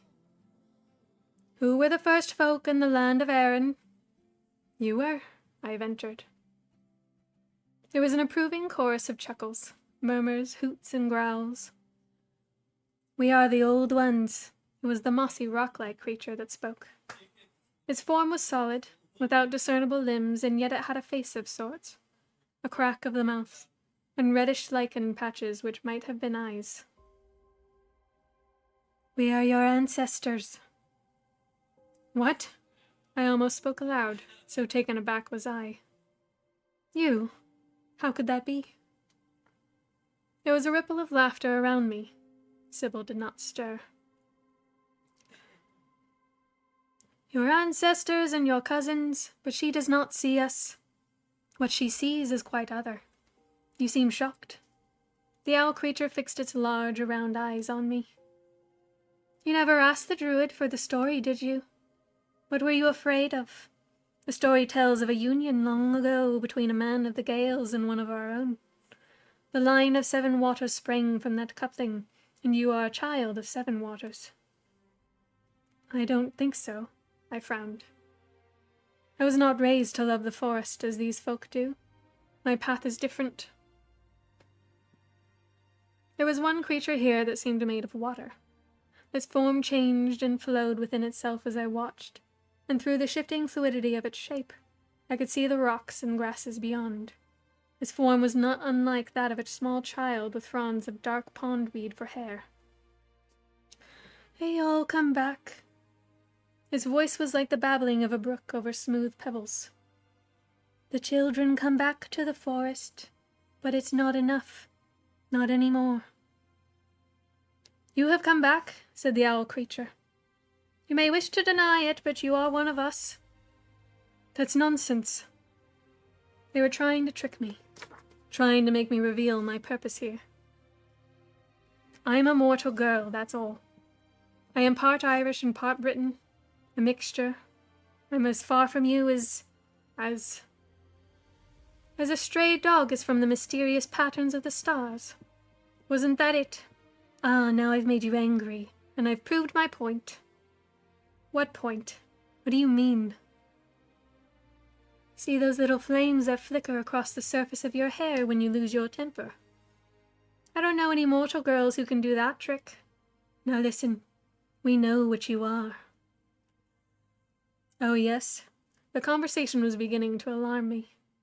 I repressed the urge to use the craft. I would not reveal myself thus. "And what is that?" The mossy one spoke again. "As you said, a mixture. A very dangerous mixture. A blend of 4 races. Why did your father send you here? Why come now at the very end of things?" These words chilled me. I must try to take control of the situation as best I could. "Tell me," I said. "The fair folk want a battle won, don't they? The islands regained? Is that what I mean? Is that what you mean by the end of things? But they have great power already.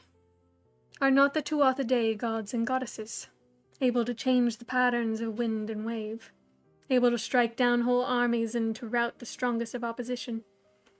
Why don't they simply take the islands back themselves? What is the need for human folk to die, generation on generation, in this long feud? This family has lost many sons. And what has it to do with such as you, with lesser folk?"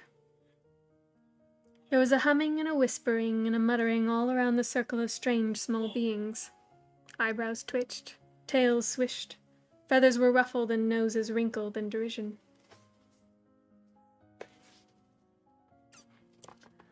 "Lesser folk," the mossy creature spoke in its deep, dry voice.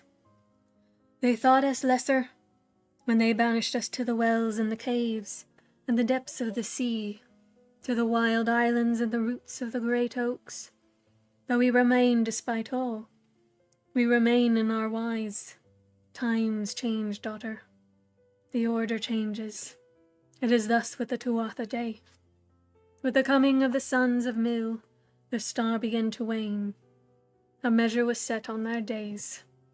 Your father and the Archdruid are among the last of the wise ones in this land. Well may Connor mourn the loss of his aptest pupil, for there will not be another such, not in the time of any mortal man alive on this earth today, nor in the time of his children's children, nor of their children's children. Man sets his hand to gains of power and influence. He quests for horizons and wealth beyond imagining. He thinks to own what cannot be possessed. He hews the ancient trees to broaden his grazing lands. He mines the deep caves and topples the standing stones. He embraces a new faith with fervor and perhaps with sincerity. But he grows ever farther from the old things. He can no longer hear the heartbeat of the earth, his mother. He cannot smell the change in the air. He cannot see what lies beyond the veil of shadows.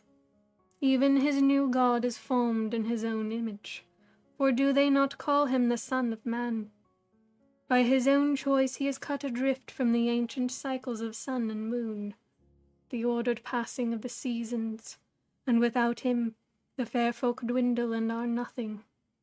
They retreat and hide themselves and are reduced to the Cluricon with his little ale jug, the brownie who steals the cow's milk at Samhain, the half-heard wailing of the banshee. They become no more than a memory in the mind of a frail old man, a tale told by a crazy old woman. We have seen this, Fanya. That time comes, and soon. Axes will be set to the great forest of 7 waters, until there is but remnant of what it was. An old oak here and there, hung with a wisp of golden wood. One lovely birch by the water's edge, where once a family clear-eyed children spoke their mother's name, and great Donna's name in one breath. The lake itself no more than a dried-up pond. There will be no refuge for them. And when they pass, so too does our own kind. We have seen this.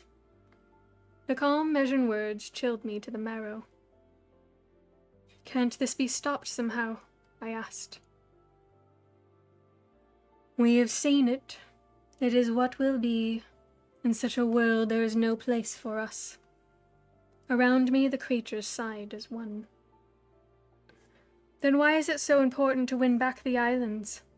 Surely it does not matter whether the prophecy is fulfilled. The mark of the raven, the chosen leader, and so on. You're saying it will all be lost anyway. The years of trust, the guard kept on the forest by the people of 7 waters, all for nothing. Ah, that is just the point. All will be lost in time. The lake, the forest, druid and lord and fair folk alike. And that you see.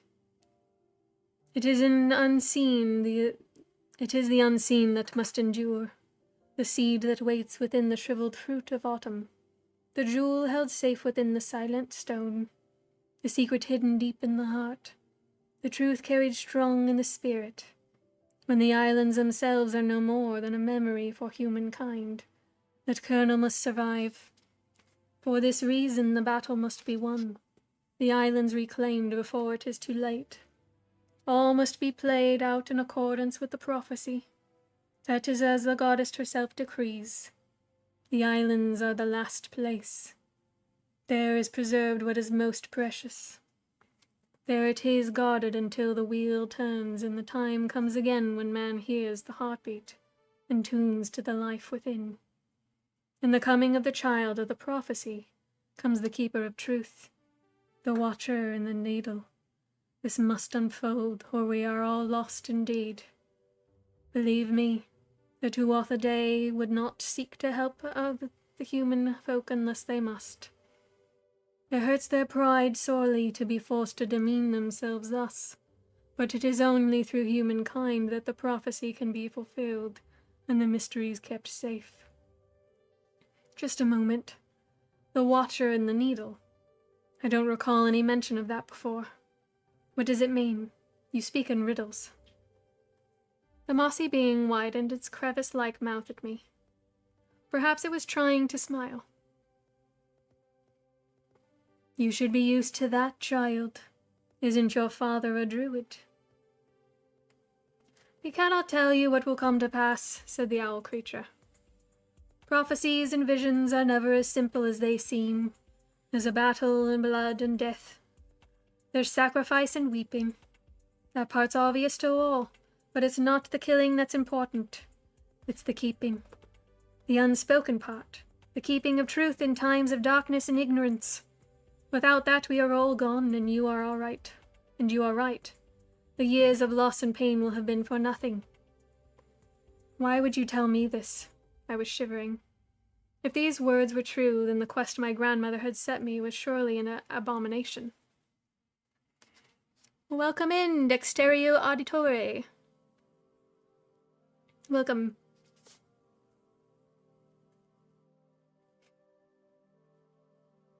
You know who I am, and who my father is. You must know of my grandmother and what she did. Are you not very foolish to trust me with your secrets? You think so? The watery one spoke, its voice soothing and calm. Has it ever occurred to you that every girl has 2 grandmothers? Then with a flurry of movement, a folding and concealment, they were suddenly gone. Did you see her? Sybil's voice startled me so much I almost fell into the pool. See who? I stammered. The lady. Did you see her? What lady? I stared at her, wondering at the deep calm of her expression. Clearly she had been quite unaware of my strange companions. The lady of the forest. Didn't you see her at all? She was right there, just across the pool on the other side. I shook my head. I saw no lady, I said. Does she come to you often? Sometimes. Sybil got to her feet, brushing down her skirts. She shows me pictures. Pictures? In the water. I saw Maeve. Fear gripped me. I did not speak. She was grown up, older than Maureen, but I knew it was her. I could tell, because of her face. Her face? I echoed stupidly, not sure I wanted to know. Yes, the scars. And her hands were still hurt. She had gloves on, pretty ones. Shall we go back to the others now? No, tell me the rest. What rest? Maeve. Was she all right? What was she doing? Was she happy? Sybil glanced at me, apparently surprised. She had a little baby. She was singing to it. Why do you ask? Why do you think? I exclaimed, exasperated, and forgetting she was only a little girl. Of course I want to know. You see what's to come, don't you? This way we know she will live and recover and have some sort of a future. Of course I want to know. Don't cry, Fanya, said Sybil solemnly, and offered me her little small linen handkerchief. Oh no, Milou, I'm sorry. You can always watch the recordings, so you don't miss out on any of the story. It's been going well enough. I think we're doing all right. You guys will have to let me know if it's getting too late for you, though, because I can find a spot where we can pause and then reconvene next week.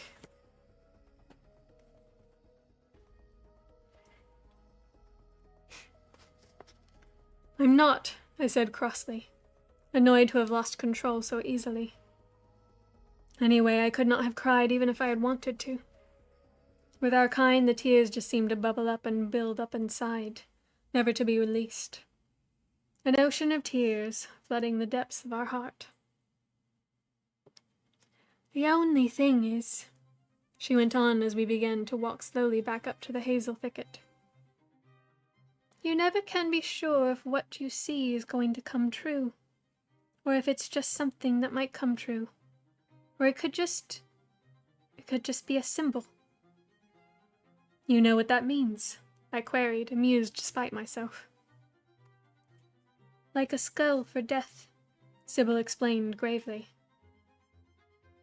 Or a ring for a promise, like sunlight for joy, or shadows for mystery. Forget I asked, I said. Are you sure you're only 8 years old? I think so, answered Sybil in puzzled tones. I dined alone that night. Eamon had waylaid me as I returned to my chamber to exchange my muddy boots for soft indoor shoes and attempt some tidying of my disheveled hair. As if he had sensed my presence, he stepped neatly out of the council chamber as I passed, and closed the door promptly behind him. But I had been trained in observation, and I registered a momentary glimpse of 2 men standing by the table within. I even caught a snatch of conversation. It's the son who is the key, said the taller man, the one with flaxen hair braided back from his face, and shoulders set uneven as if he bore an old injury ill-healed. The other was shorter, older, with stern features and an iron-gray beard. The closing door shut off the reply.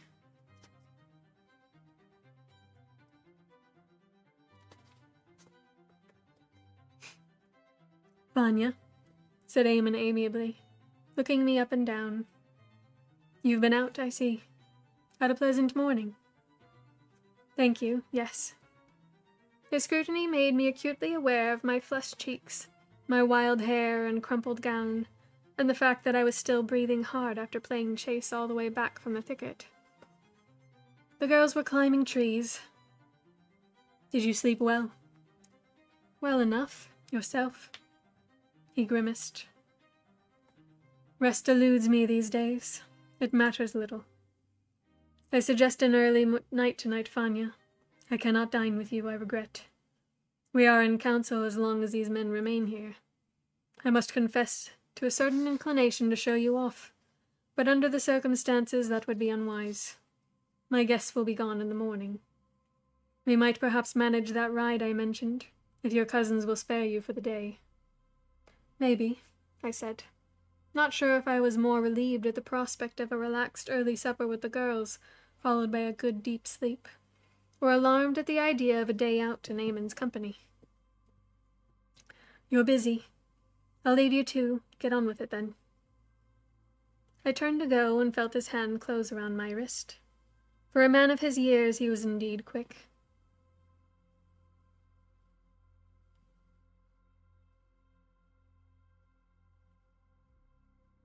You are not angry? Not offended that I must exclude you? I spoke without turning back. Why would I be offended? This is your house. This is your business. I have no expectation of sharing either. It sounded rather harsh once the words were out. No, said Eamon softly, and released me. I heard the door open and close again behind me, and I fled along the hallway to my own chamber, filled with confusion. What sort of place was this that one moment you were out in the fields chatting to otherworld creatures that seemed to tell you the end of the world was coming, and the next moment you were playing some sort of game you didn't understand with a man who was old enough to be your father? Why couldn't I be 5 years old again? And the biggest of my worries the need to move my legs fast enough to keep up with Derek. Not that had ever been a real concern, not once he had failed to wait for me. Not until the day I told him I didn't need him anymore and sent him away. Alright, how are we doing? We've been live for 2 hours. And I am at a break in the chapter, so I'm gonna let you decide if we end here or if we continue.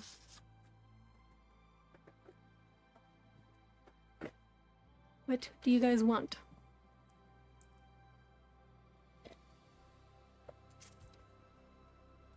We could do some songs. Sorry, I need to stretch.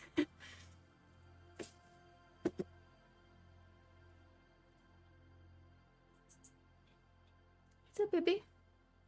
Hi. Come here.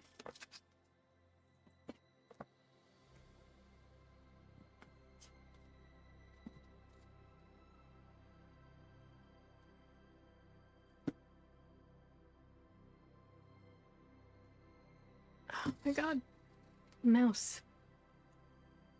Brian House. That is an interesting take.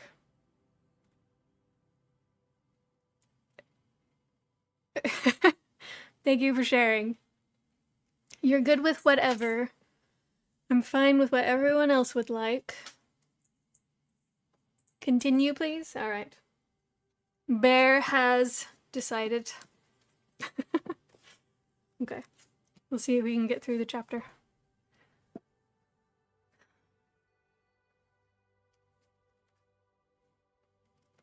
Songs you sing? Yes, we usually do some songs at the end before we end the stream. So, typically, old Irish folk songs and shanties. We do not claim to do them well, we do them for fun so we can sing with you guys. Can't have a tavern without some tavern songs, right?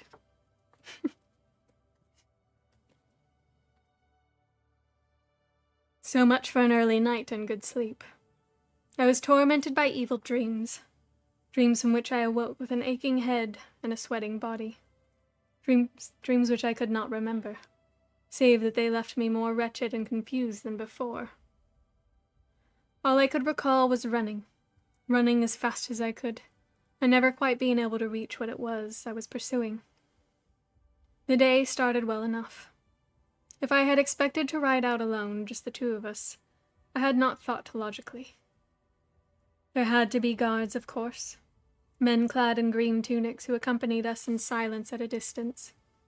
After all, there was a battle pending, and an alliance whose members scarcely seemed to trust one another, let alone the opposition. I had the same little horse that had brought me to Glencarna. With her, I found I could almost enjoy riding. We commenced our tour of the enclosed fields, the higher grazing lands, the neat small settlements, each with its own well-manned fortifications. Well-manned fortifications. The country was mostly open, gentle hillocks, wide grassy valleys, with here and there a waterway fringed by willow and elder. There were trees aplenty, but the place lacked the oppressive, smothering stillness of Seven Waters, and I liked it better. Thank you, Bear. I appreciate you saying so. I liked it even more, the fact that Eamon seemed quite content to explain it all to me, with never a suggestion that the outing was intended for anything other than showing me what any guest might be shown. I was much relieved and began to enjoy myself, for it was a fine day, and a fine estate, and there was a great deal to catch the interest. We looked at hives and spoke with the beekeeper about the curative properties of different flowers, and how these might be preserved and concentrated in the honey. We inspected a little dam and a mill wheel. We stopped at one of the major settlements, a big rath with a sturdy outer wall of sharpened stakes, enclosing village and small fort.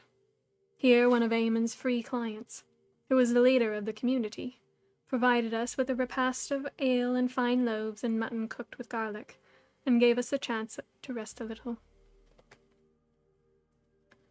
"You're limping," observed Eamon, as I seated myself on a bench, and eased my foot a little in its heavy boot. "Have you hurt yourself?" "It's nothing." I could not avoid the curtness of my tone. I hated this foot, so twisted and ugly, and I hated myself for minding so much. But I would not use the glamour to put it right. Not after that time at the fair. Not after Maeve. "Are you sure? Perhaps we should return home straight away. I would not wish to tire you." "I said it's nothing. This foot is a little damaged, that's all. I do walk somewhat crooked. Had you not noticed?" Eamon just shook his head slightly, and gave a hint of a smile. Then he returned to polite exchanges of news with our hosts. We were riding away from the settlement, and Eamon was speaking quietly to one of his men-at-arms. "You're good, Maddie." Now he rode back to me. "Would you like to see the waterfall?" he asked. "No." "There should be a good flow after all this rain. Not too tired?" I shook my head. "Good. It's up the hill to the west there." As we rode off in that direction, I saw that all but two of our guards remained behind, seemingly under instructions to wait where they were until we returned. The path went up and up under the intricate network of bare birch and ash, and emerged onto an open, rocky slope. My little horse picked her way along the difficult track with delicacy. Above us, the winter sky was cloudless, a huge inverted bowl of duck-egg blue, and I was aware of an immense vista to my right, fields and trees and stone walls, and far to the east, the blanket of dark trees that marked the border with Seven Waters. "Don't look yet," said Eamon over his shoulder. I was a little alarmed at the way the hillside sloped away on one side of the path and sharply up on the other, and could not trust to the sound instincts of my mount. My anxiety drove other thoughts from my mind. and it was only when the sound of rushing water grew to a roar in the ears, and the path broadened to a wide grassy shelf edged by great rocks, that I realized the last guards had been left behind. Eamon helped me down, and it seemed to me his hands lingered at my waist a little longer than was strictly necessary. The noise of the water was everywhere, echoing from the rock walls, drumming in our ears, vibrating the very ground on which we stood. There was a fine spray in the air, and a sheen of dampness on everything. "Come and look," Eamon said, raising his voice to be heard over the din.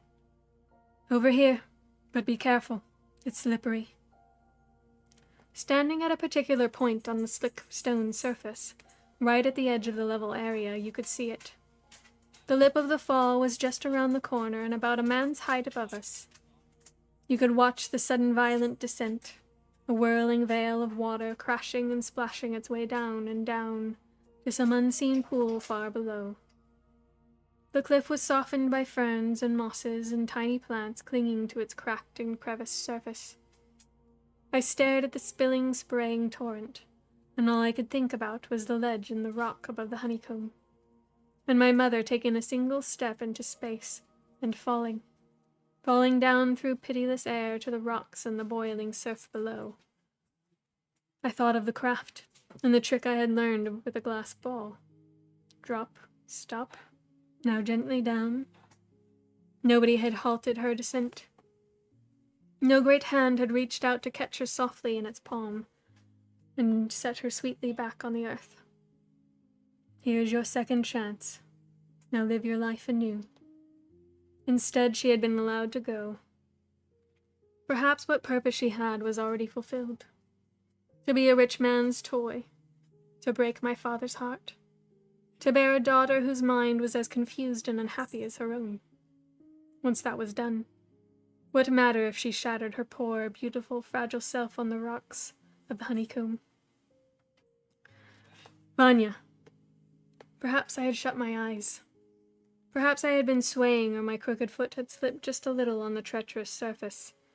As Eamon called out, I felt his arms around my waist again, grasping me firmly, pulling me backward. "Careful," he said sharply. "Don't frighten me like that." But I was the one who was frightened now, for he had not let go, now that we were safe back on the grass. His hands still held me fast, and he was close. So close I could feel the warmth of his body and hear his breathing over the sound of the water. "I would not want to lose you so soon after I have found you," he said softly. "I don't know what you mean," I whispered. I wanted to pull away, to break free of his grip, but I feared to offend him. He turned me to face him. For a moment, I thought... No, forget I spoke. You thought I would jump. Fall, perhaps. You are unsteady on your feet today. I told you it's nothing. I'm concerned that I have asked too much of you. Let me see this foot. Perhaps we can improvise a little padding for the boot, or... I told you, it is not an injury. My foot is malformed and has been always. I will never walk straight. Show me. He took his hands from my waist and went to seat himself on the rocks, folding his arms and observing me calmly. How could I tell him this was the most painful thing anyone could ask me to do? How could I explain it shamed me to reveal this deformity? If Clodagh was right, this marked me as a child who should never have been born, and the man hardly knew me. He understood nothing. "Why are you afraid, Vanya?" Eamon asked softly. "I'm not afraid," I snapped, and with shaking hands I untied my boot and eased it off my foot. I unrolled my stocking and hobbled over to sit by him. "There," I said abruptly. "I can't imagine why you would want to see." My cheeks felt hot with embarrassment. Then he was kneeling beside me and his hands were moving against my bare foot, seemingly heedless of its oddity, stroking the arch of it, following the inward curve, his fingers moving to encircle my ankle, warm and strong. This is not such a deformity that it would blind a man to your other charms, but it troubles you, I see that," he observed, still looking down at the foot, though his hand seemed to be moving up my leg under my skirt in a way that was quite unsettling. "So much that you seem different today, more remote, like a creature poised for flight. Are you frightened, Fanya? I have told you, I am a good teacher. I would be gentle with you and go slowly. There is no need to shy away." Still his hand moved, stroking my calf, lifting the skirt, straying as if by chance to the knee and higher. You are afraid?" He withdrew his hand and came to sit by me once more, but closer. I hoped my sigh of relief was not too audible. "I will not rush you. Only, you must understand, for a man there is an urgency in such matters. A need that is hard to deny. It can at times be painful to exercise self-control." "But you will do so," I managed, my voice squeaking with nervousness. "You might meet me halfway." "I don't understand you." "No, you cannot be unaware of my meaning, Fanya. Your words, your glances, have led me to believe you would not be averse to my attentions. Do not deny it. Since first I met you at Seven Waters, I have seen it in your face, and in those mysterious dark eyes. In the lift of your brow and the toss of your head, and the way your body sways as you walk. A man would have to be a monk not to want you.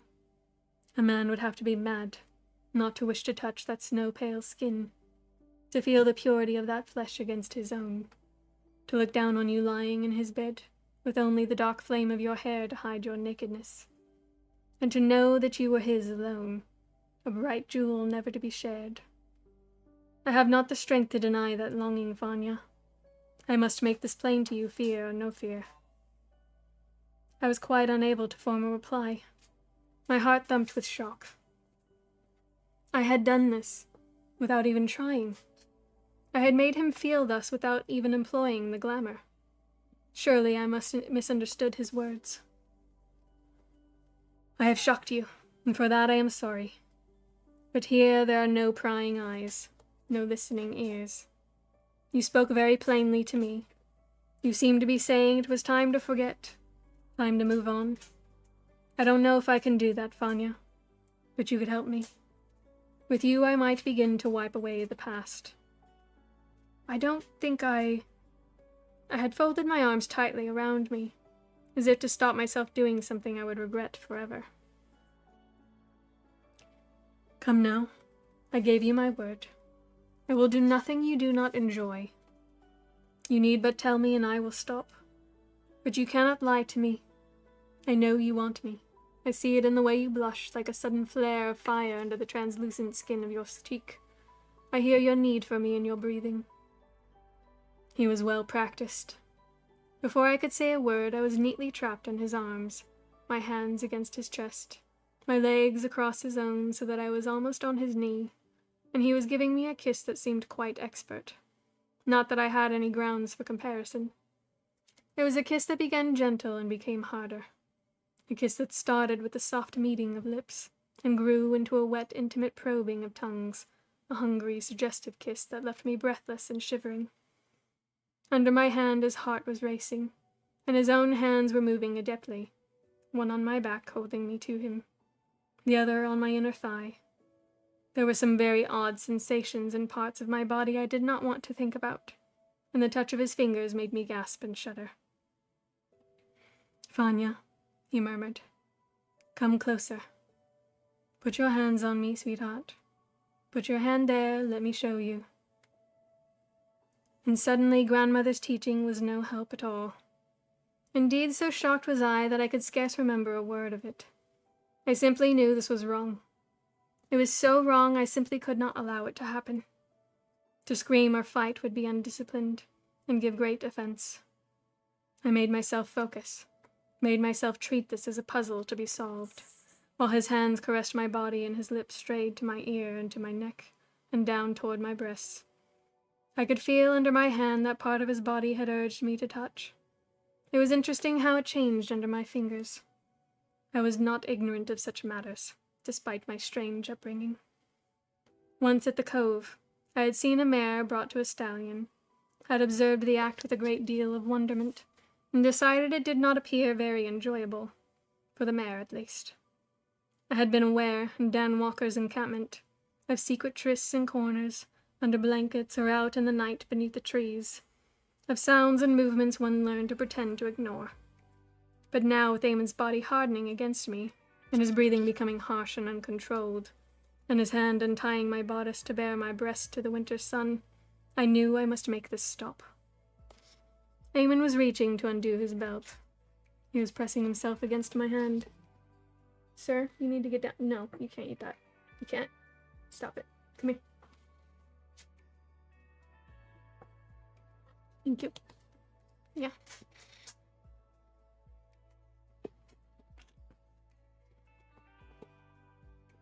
Eamon needs to get smacked. Good night, I should go to bed. It's gonna be a long day tomorrow. Alright, good night, Cassie. Thank you so much for coming. Sleep well. We are almost done here, I think. Getting there. Whatever the solution was, it must be quick. I could use the craft as I had once before and cause him a lancing pain in the gut, a sudden weakness in the stomach. That seemed a little unkind, and arbitrary enough to be viewed with suspicion. Now I was lying on the ground, and the whole length of his body was up against me, and his hands were becoming very insistent indeed. Across the grassy shelf, the little horse gave a soft whinnying sound. Horses. Something about horses. If I could just think straight for a moment. The stallion could not perform, unless his equipment was altered by desire into a more useful sort of tool. An impressive sight indeed it made when it was. Evidently it was the same for a man, and while I knew no specific spell, I could adapt one quickly. A charm used to modify the forms of things, to make soft hard, for instance, or hard soft. Not too sudden, though. There must be no suspicion. Eamon, I gasped. I can't do this. It's not right. I always said I would wait. Under my breath I muttered the spell, even as my hand touched that most secret part of his body. That I would wait until I was wed. The spell seemed to be working with alarming rapidity. I saw the expression on his face change from intense excitement to astonishment to acute mortification. He lifted himself quickly away from my touch. I'm sorry, I said. I know how difficult this must be for a man. Indeed, he said after a moment or two. I just can't do it, I said, sitting up and beginning to refasten my gown with trembling fingers. I was always brought up to believe such actions were sacred to the marriage bed. For a lady, I mean. I don't wish to offend you, or to cause you in any distress. But I vowed I would never give myself to a man save after he set his ring on my finger. Eamon seemed to be having a little trouble getting his breathing back under control. I'm sorry, I said again. No, it is I who should apologize. I expected too much of you, too soon. I forgot how young you are. You make it easy to forget that, Fanya. I had no intention, but you are not quite telling me the truth. For I think at heart we speak the same language, you and I. Come, it is best if we return home. You misunderstood, perhaps. Misunderstood what? My position? My obligations? My intentions in inviting you here to Glencarna? I felt humiliation, closely followed by a rising anger, and I spoke without thinking. You had better be straight in your words, Eamon. Why trouble to protect me by veiling the truth? You mean you thought I would come here and give myself to you and be honored with that such a grand man would bother to lie with me? You mean your intention was merely to bed me and have done with it? A man enjoys an untried girl from time to time, does he not? I could not keep my voice steady. My lack of control troubled me. I had thought myself so clever with my little spell. Now I felt cheap and dirty. And worse still, I had really insulted him. He was not a man I would wish as my enemy. But I had underestimated him yet again. I had read him as a great deal simpler than he was. "You are very beautiful when you lose your temper," he said quietly, staring at me. "Your hair seems like flame in the sunlight. Your eyes glow with feeling. How can a man look at that and not want you? You are dangerous, Fanya. Very dangerous. But I've always liked a challenge. Now let us enjoy the ride home, for it is a fair day. This is not finished between us. We are two of a kind, you and I. Let us speak further of this later. I'm sure we will find room for a negotiation." He helped me up onto the horse, and we started back down the hill path, with me in the lead this time. The men-at-arms would be waiting. Our time away had been rather brief. I could imagine how they might interpret that. It would do nothing to improve my reputation among these folk. The thought sickened me. "I told you." Eamon's voice came from behind me, just audible over the fading roar of the great waterfall. "I don't take kindly to losing, but I think you will find this is a game in which both of us can be winners in the end. Or you can just get whacked in the head." Alright, that was the end of the chapter. We made it.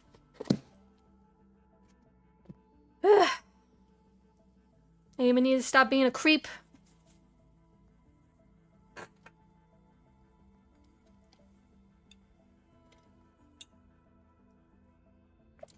Okay.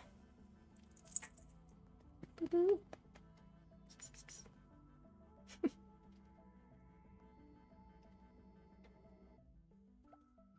Alright. What shall we do, friends?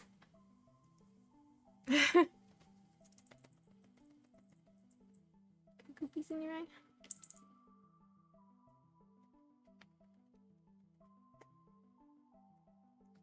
Just in time for ads. Yeah. It can be snoozed a couple times, so we have a little bit if you guys want a song or two. We're very welcome.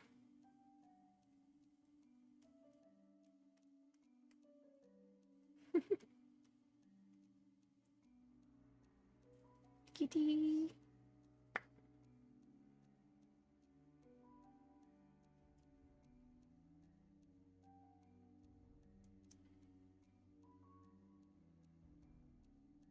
Yeah, it's 5 minutes. And we have 2 snoozes in about a minute and a half.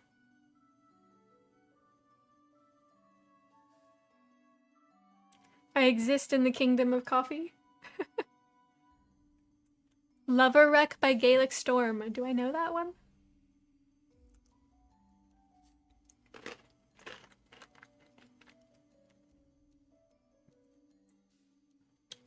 Like, yeah, kind of spice, Maddie. It's nothing explicit. Eamon was creeping on, Fanya. Honey, you can't eat this. Couple songs. Okay, let me see if I know what Lover Wreck is.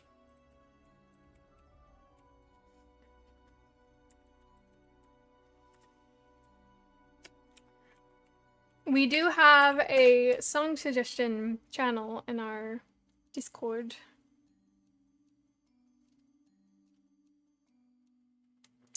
Well, I don't think I can really sing the song well, but I did do, like, an alternate version of Health to the Company, but from, like, the female tavern wench point of view. Your voice ran away, oh no! And the wife is sleeping, okay. You don't have to sing with me this time.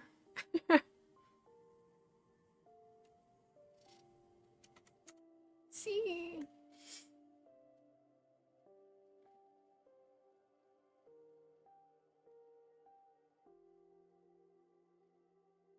Yeah, but I've probably heard the song, it's just not really jogging in my memory.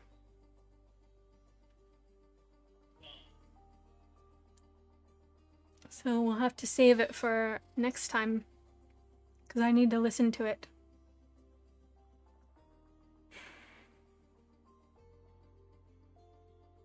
The Northwest Passage?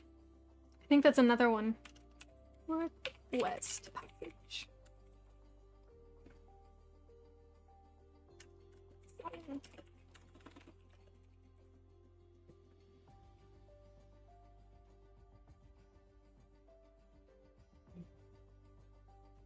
Man, you guys are giving me some new songs I gotta add to the roster. Yeah, Fanya is of marriageable age, but he should not be doing that in that situation. They have not been courting. She has no family to protest. You know, like, it's inappropriate. If he were actually pursuing her in the right way, yes, she is of marriageable age, and it's totally normal in that time. But the way he's going about it is what's icky. So, yeah, we'll let the ads go. Have I been practicing anything lately? Not any tavern songs. I kind of just sing whatever pops into my head, so. But I did think it might be fun to do some alternate versions. I posted the lyrics so you guys could read them in the Discord to let me know if they sounded cute to you or if it was dumb. Irish Rover. Icky, yes, unless he wanted a one-night stand.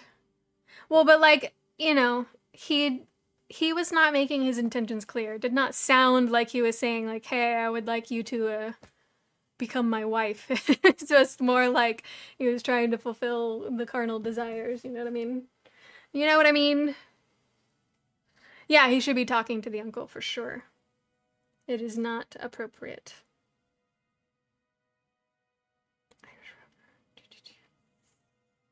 Let's see. Okay.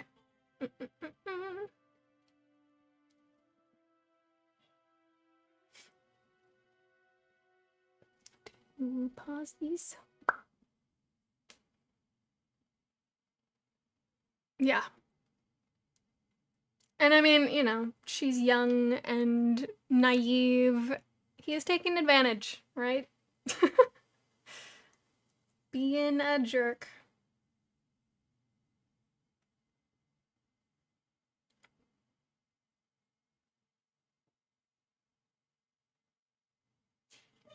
Yeah.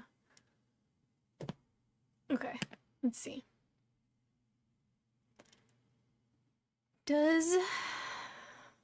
No, I don't know where Castle's Discord is. So I'll have to use my phone.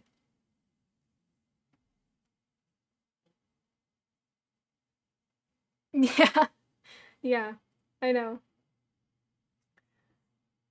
If you put them in the song recommend, I will get reminded.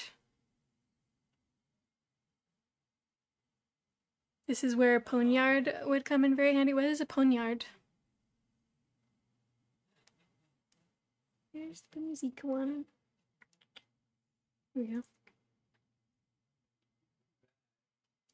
So, yeah, I came up with alternate lyrics for Star of the County Down from the girl's point of view, which I thought was kind of funny.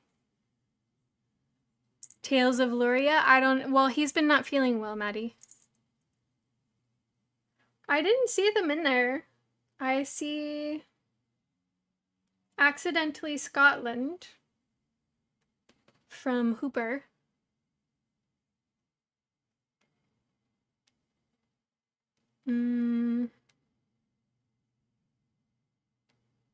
I don't see any from you, Bear.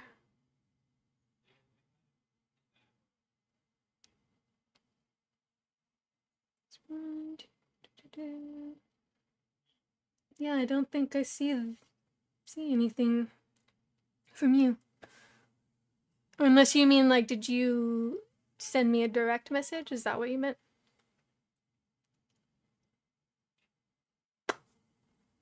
but I do know, you know, like a lot of the pirate shanties from that were included in Assassin's Creed.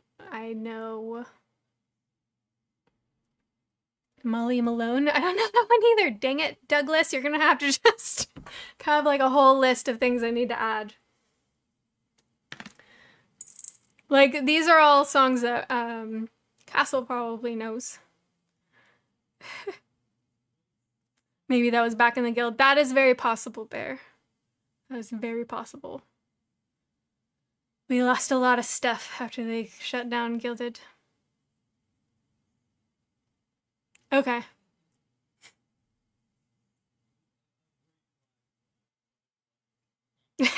Yeah, I'm giving you ideas. That seems to be a thing that I do. I told, like, when I was reading Castle's short story, he's like, don't give me any feedback on how the story can be developed further, because then I'm gonna have to plan this whole epic.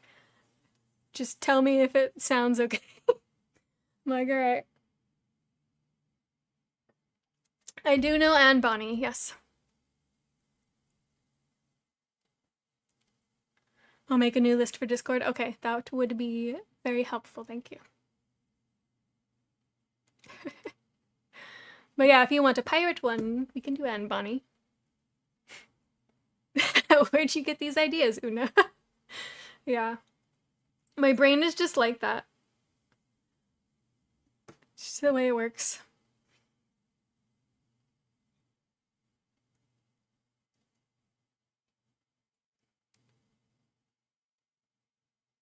Yeah, I could do the Wellerman.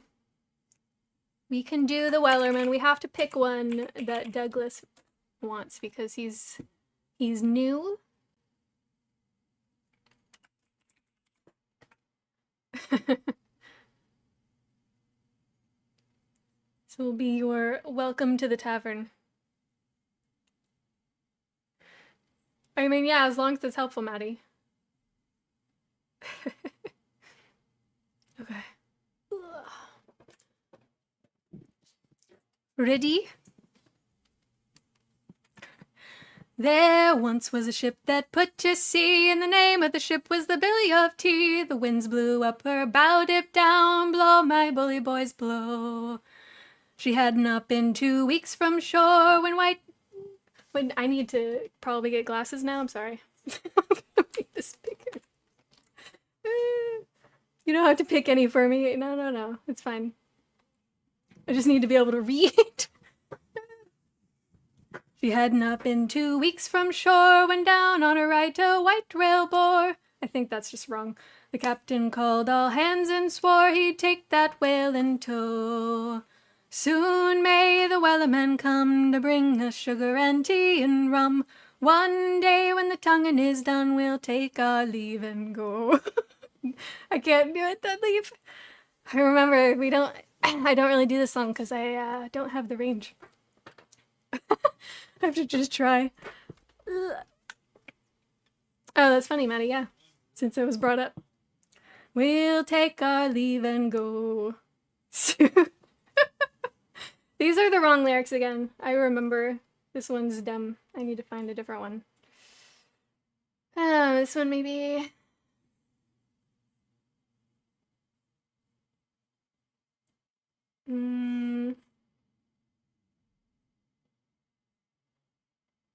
I think this one looks right.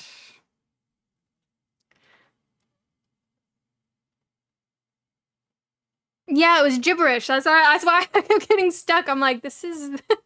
I don't know who posted this, but it's not right. Okay, here we go. Try again.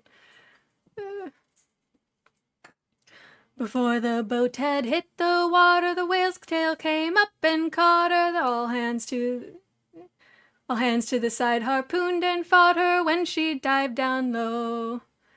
I think I just need to probably listen to this song again. Soon may the Wellerman come to bring us sugar and tea and rum. One day when the tonguing is done, we'll take our leave and go. This isn't the song for me. I'm sorry, Douglas. We're gonna have to do something else because this is getting butchered. Yeah, I don't know if I could do this one sitting down. I need more room in my gut. Oh no. You can have Castle sing it. You might not butcher it.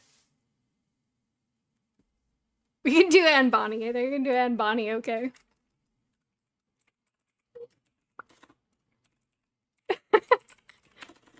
You say it's all good, but it's okay to just say that it's absolute crap. Because it was. It was absolute crap. I was doing... Maddie and sarcasm, yep. We enjoy the sarcasm here.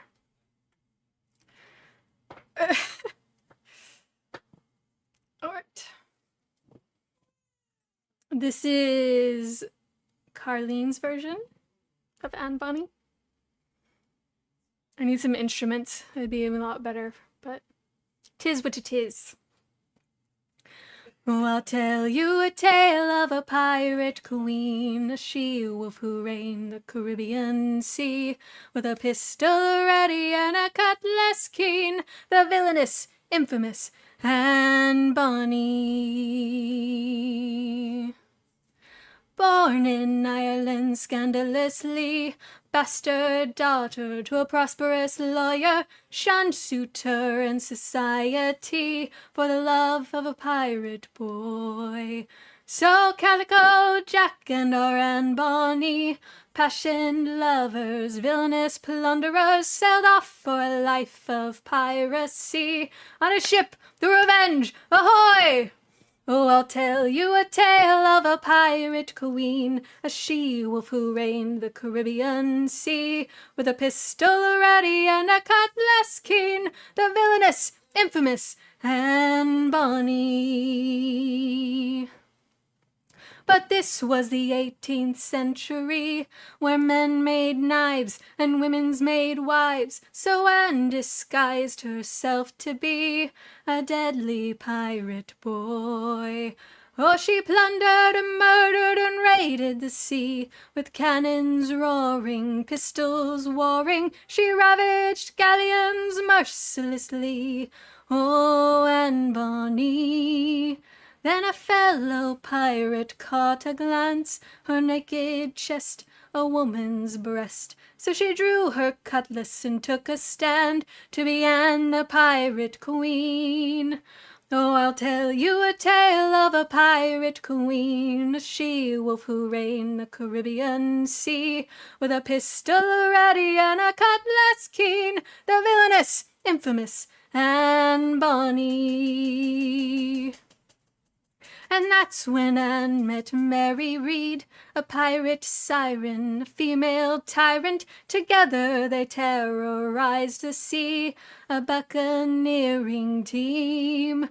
Oh, they plundered and murdered and raided the sea, with cannons roaring, pistols warring. They ravaged galleons mercilessly. Anne and Mary Read. On October 1720, gold they struck, so the boys got drunk. An easy opportunity for a ship of British Marines. Anne and Mary fought alone, with cutlass flying, pistols firing. They fought hard for their ocean throne, but lost their victory. And so the crew were captured, thrown in prison, death by hanging. But Anne Bonny was pardoned, for her belly held a child. So she paid her Jack a visit, and this she said, with no tears shed: "If you had fought like a man, you wouldn't be about to die like a dog." And she turned on her heel and walked out the door and vanished into legend. Oh, I'll tell you a tale of a pirate queen, a she-wolf who reigned the Caribbean Sea, with a pistol ready and a cutlass keen, the villainous, infamous, and bonny. There we go. We made it through that one. Steady. Oh, thank you, Milu. You're falling asleep? Oh no! Sleep well, Milu. Sleep well.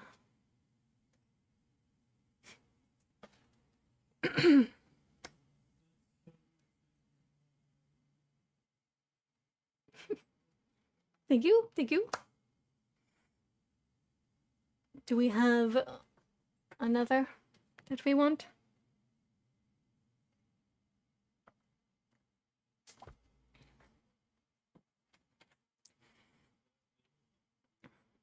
Huzzah!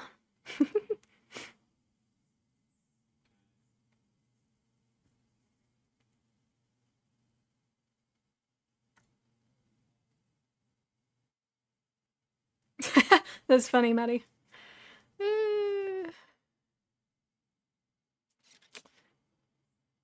And true.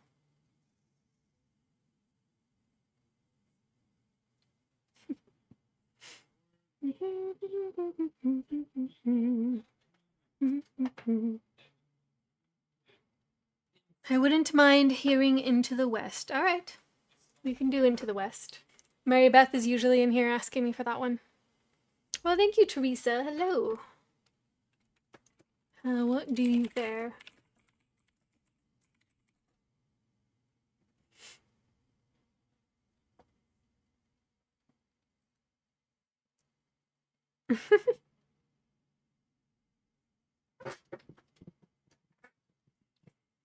Lay down your sweet and weary head. Night is falling. You have come to journey's end. I'm in the wrong I'm in the wrong range. Or I've just been reading too long, so my throat's like You have come to journey's end. Sleep now and dream of the ones who came before. They are calling from across the distant shore. Why do you weep? What are these tears upon your face? Soon you will see.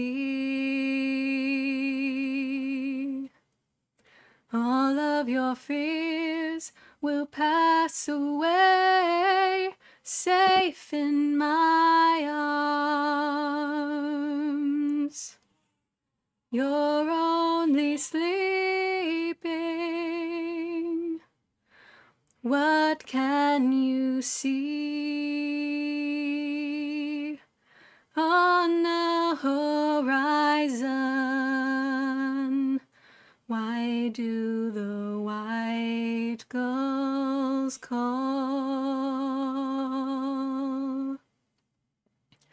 Across the sea,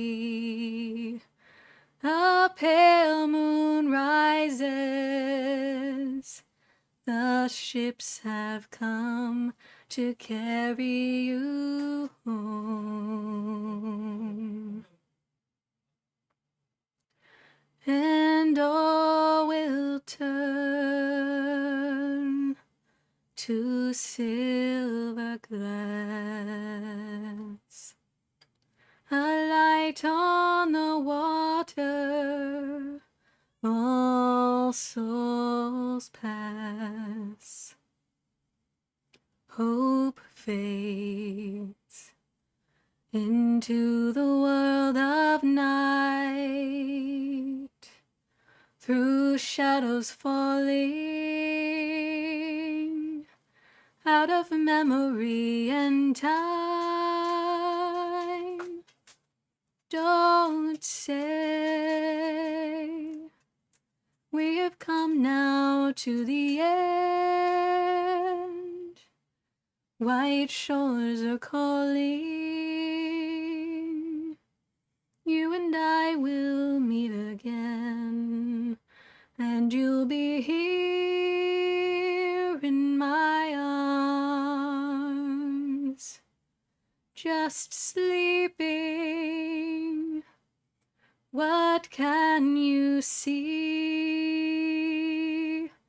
on the horizon? Why do the white gulls call across the sea? A pale moon rises.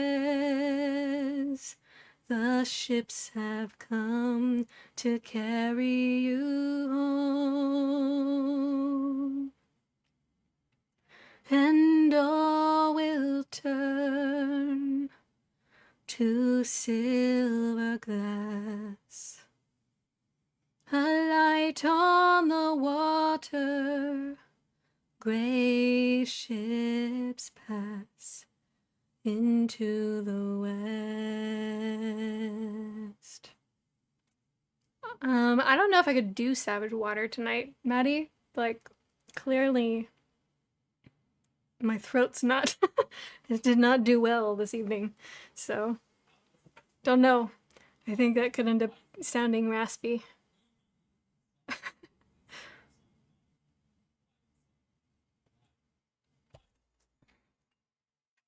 It's just called Savage Daughter.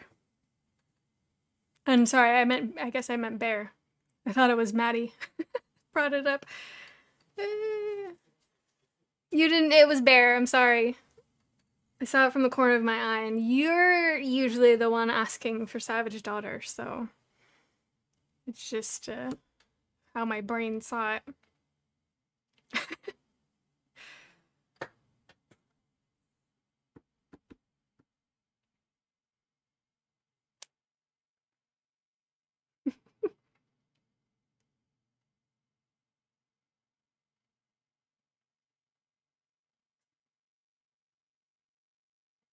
But you are usually the one that suggests it, right?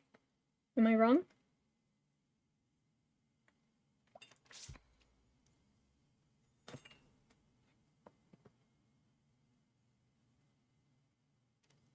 Oh, thank you, Douglas. I appreciate that. Savage Daughter is a fun one. We do usually do that one frequently. And it is good, but it is, it can get rough. So I'm not confident that I would do it very well today. Just blundering over everything.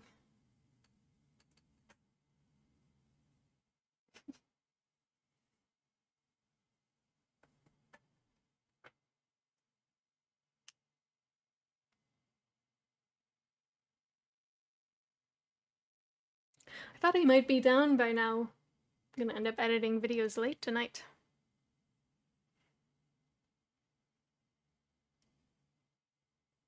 I have more than spoiled you? Alright.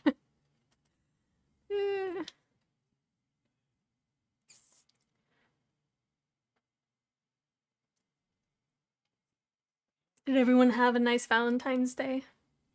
Do the Highwaymen sometime? Could probably manage that one. We can probably do that one. I have, like, it's funny, our, like, Irish playlist, like, tavern stuff. The songs that Castle has are very different from the songs that I have on my list.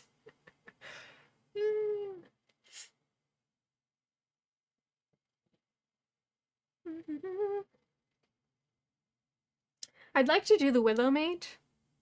I think, like, it's another song that tells the story. And I think that would be fun. However, the version that I have, she she sings very like high, like very alto, and I'm not alto, so I would need to know in what range I could manage this song. But it's cute. Let's see if I can play a little of it.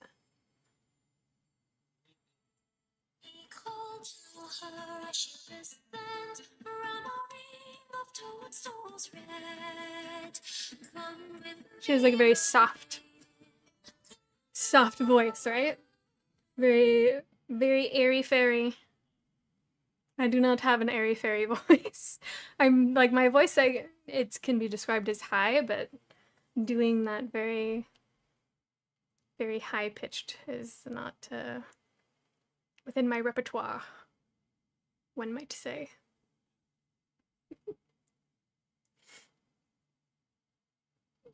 But that's a good song. You guys should go listen to it. The Willow Maid. Let's see.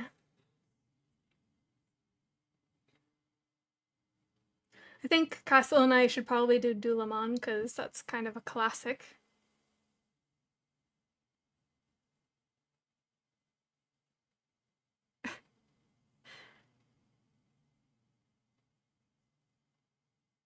And I love Lorena McCunnett. She is fantastic. We usually do Red as the Rose. It's another popular one. And I have my Jolly Sailor Bold and I like it. However, the reason I don't sing it is because there isn't really any variation in how the verses are sung. It's all the same. So it's very repetitive. Even if the lyrics are different, the sound is very repetitive. So I feel like that would just get annoying. Let's see. I got the Hobbit walking song on here because I thought that could be a fun one to do. It's very cute.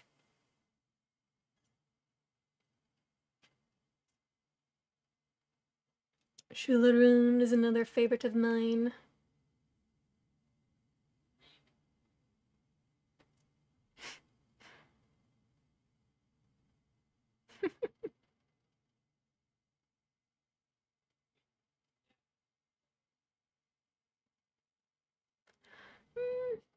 Well, I mean, Maddie, it's best to just not get upset about those things. It's best to just look at the good intention there and accept it with grace. Don't let yourself get bothered by things like that. It just does you harm, you know? It isn't doing you any good. I don't see Valentine's Day as a holiday, really. Like, I don't care. We don't care. We really don't. But I don't have any negative feelings about it either. You know, just enjoy what you can, Maddie. And you don't have to see Valentine's Day differently.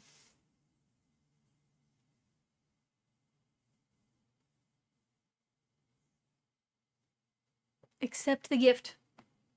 Alright, I've got... I like Song of the Sea. I like that one. It's a good one. Got the Last Unicorn. Rye Whiskey. And as I told you, I think last time, I really like Julie Fallis's songs. She's got such a good voice. I'm like, dang, I wish I could sing like that. It's so pretty. We've got Bears Gone to America on here.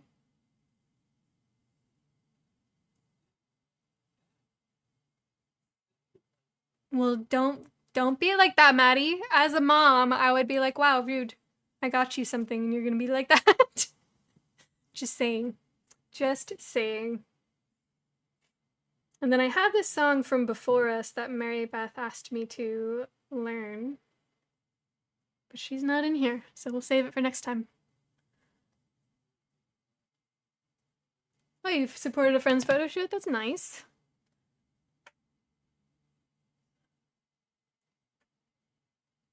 I didn't say it out loud. Okay, good. Good. I hope you were just like, thank you, Mom. I love you.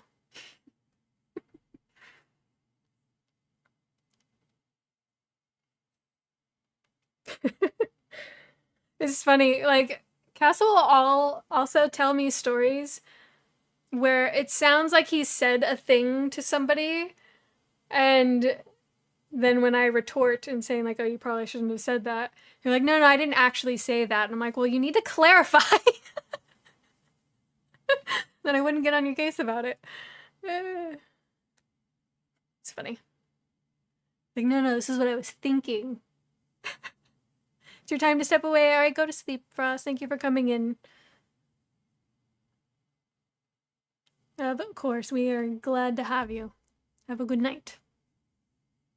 Thanks, Mom, but for future reference, but keep the gifts until the 25th. See that? No, Maddie, no. Don't be ungrateful. This is me being older sis here. Don't be a butt. Getting a gift shouldn't have that kind of effect on you, Maddie. You gotta change the perspective. Because it's not about Valentine's Day. You know it's not about Valentine's Day. Who gives a crap? Who gives a crap? Nobody. It's just for fun. And it wasn't originally something to mark romance. Like, you know the original story. Okay, I know. All right. That smacks of ingratitude, Matt. Yeah, that's what I'm saying. Like, the response should always be, "Thank you, I appreciate it, and I love you." You know, don't. I know you're not, Maddie. That's why I'm saying something, because I'm that type of friend that will tell you the things that are hard to hear because I care, not because I want to get on your case. But I'm just clarifying that does come off that way, so I know you don't want to, so just adjust. Us men are that way. We tell our partners the things we were thinking in our stories, even though we didn't say them at the time. Yeah, I think that's normal, but when I relay these things, I'm like, I was thinking this, but, you know, most of the time, like 99.9% of the time when I'm thinking to leave a comment on something, I don't. Even like if I planned this whole paragraph on a response to something, I'll write it out and I'll be like, do I really want to deal with this? Do I really want to put this out there when I know people aren't looking for a conversation? Then I always delete it. I delete it. I just have a tendency to need my views out there. Well, your views are yours. Don't put them on other people, Maddie. Like, if you want them to respect your views, you need to respect theirs also. And the best way to do that is to just see the intent that your mother had. You know, you said you understand the intent there. So just take it as that. She just wanted to do something nice. And there shouldn't be something tied to that makes it a negative. My mouth needs to flap less at times.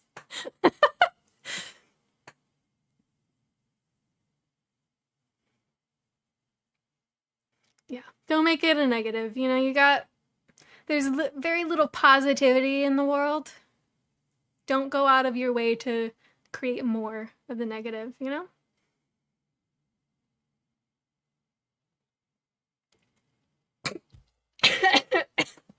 Sorry. At times, yeah. Yeah, at times.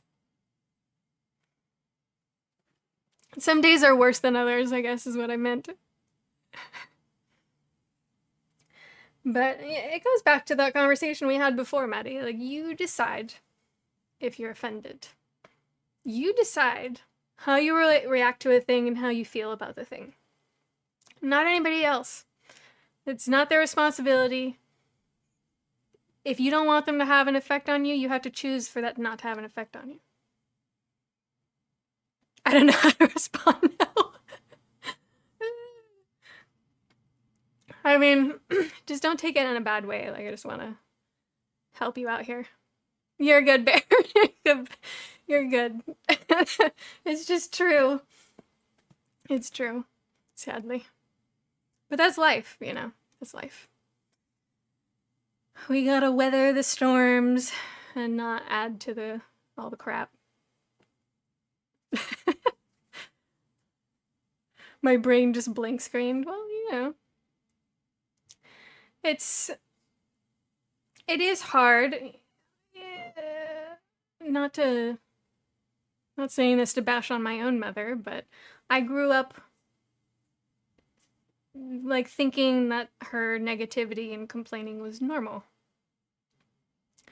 And I kind of, as a teenager, would be like, I'd complain about something. I'd be like, oh, you know, just like I'm venting, right? Which is nothing wrong with venting. But I had one friend who was like, well, why don't you do something about it? And I'll be like, well, I can't do something about this because that's just how it is. I'm like, well, then why are you complaining about it? If there's nothing you can do, then whatever. And I was just like, yeah, you're right. You're right. It's true. Like, if it's something out of your control, why am I letting it ruin my day? Right? So, it's nice to have people that can help you put things in a different perspective without it being something you need to be defensive about, you know? Because obviously, when someone says something like that to you, it's not done with ill intent. They're trying to be genuinely helpful. And I've just always been that friend that I'm very blunt and straightforward. I'm going to tell you if you're being dumb. you're making bad decisions. So, sorry if that bothers you. Not sorry that I'm trying to help, but I don't mean to upset anyone.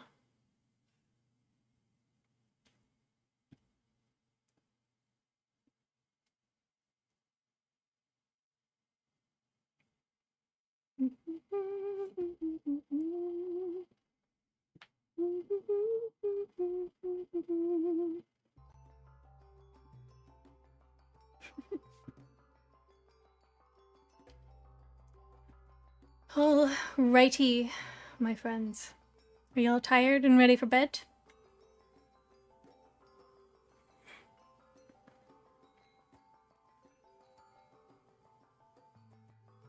Yeah.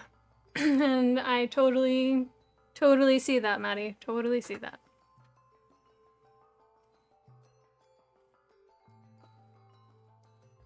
And that's a fair thing to be bothered about, and you're doing something about it, right? So.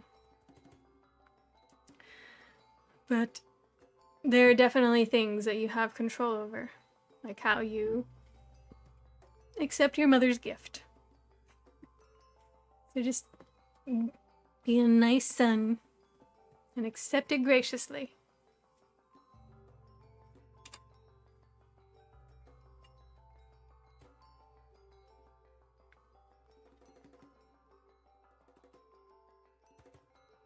Thankfully, my son's pretty good about that stuff. Obviously, when he was little, it was a little harder. It's only 5:30 in the afternoon. Yeah. Not for everybody, Bear. Not for everybody. But yeah, every time my mom went to the store, she would bring stuff for my son. Like, she'd buy something for him. So he got in this habit of expecting things. And then she'd get upset when he did expect things and she didn't have something. I'm like, well, you conditioned him to that. You conditioned him to that. That's not his fault. He's a little kid. So I had to... It was hard because she just wants to be a doting grandmother, right? So we had to find a way to balance things out. And obviously he's a teenager now and he gets it. The law itself, yeah, the law, that's... I definitely wouldn't want the medical industry to be able to make medical decisions before me without my go-ahead. Have a good night. All right. Work comes early and these old bones need their rest. Absolutely. Get your rest. Have a good night. Thank you for coming in and joining us tonight, Sancha. Have a good rest. We'll be back on Tuesday. If you want to come back and see Castle.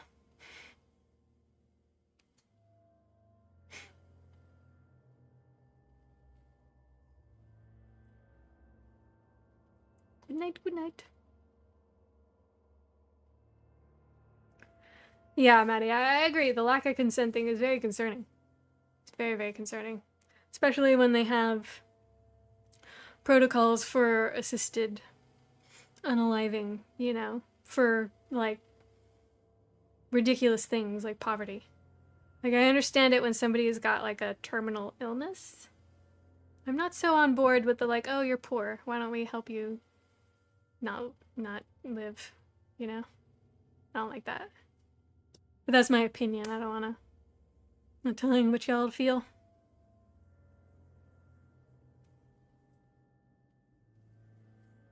I mean, hey, if they can use your case, cool. Help them out so they have a way to change the things that you don't like.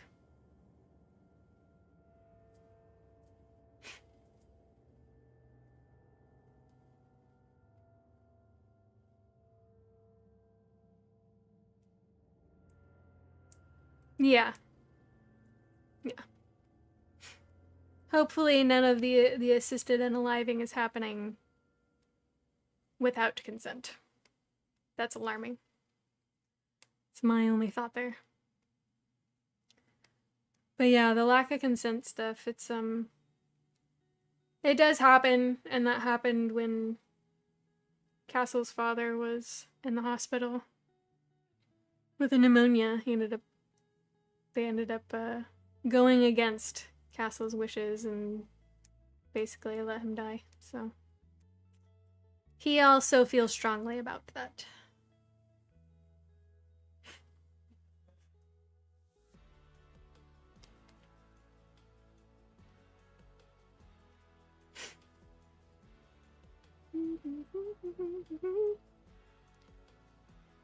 All right, I'm gonna close this. I think we can end the evening. I need to eat something. Yeah, that's fine, Maddie. Go ahead and send it over. Sorry. But yes, I need to eat. It's about 10:30 here now, so eating soon would be a good idea. And I probably have some videos to edit. So. Appreciate you guys coming. I hope you are enjoying the story. We made a little bit of progress. I think we're almost halfway. We're almost halfway. Yeah, of course, Bear. Thank you for coming to join me. That's what makes it worthwhile. Let's see. Who's on? Falcor's probably on. We could go give her a raid. Let's see. Raid.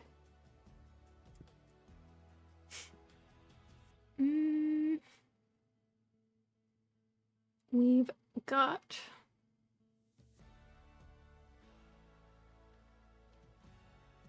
Well, we've got Cryptid. We can go raid Cryptid. Yeah, I don't see a Falcor on, so I think we can go ahead and support Cryptid with her editing. Go give her a hello, maybe give her a lurk if you also gotta go off and do things. How many people get spoiled with 3 different stories a week? It's true. That's true. But we are glad that you enjoy it. Alright, let's go raid Cryptid and shower her with love. Starting the raid. Thank you so much, you guys. Hope you had a good time here. And hope to see you again next week when I am on. But obviously, Castle will be back on Tuesday and Thursday to read Harry Potter and also Darkness is Sethanon. Is that he's still doing that one? I think. Right. Good night, you guys. Thank you so much.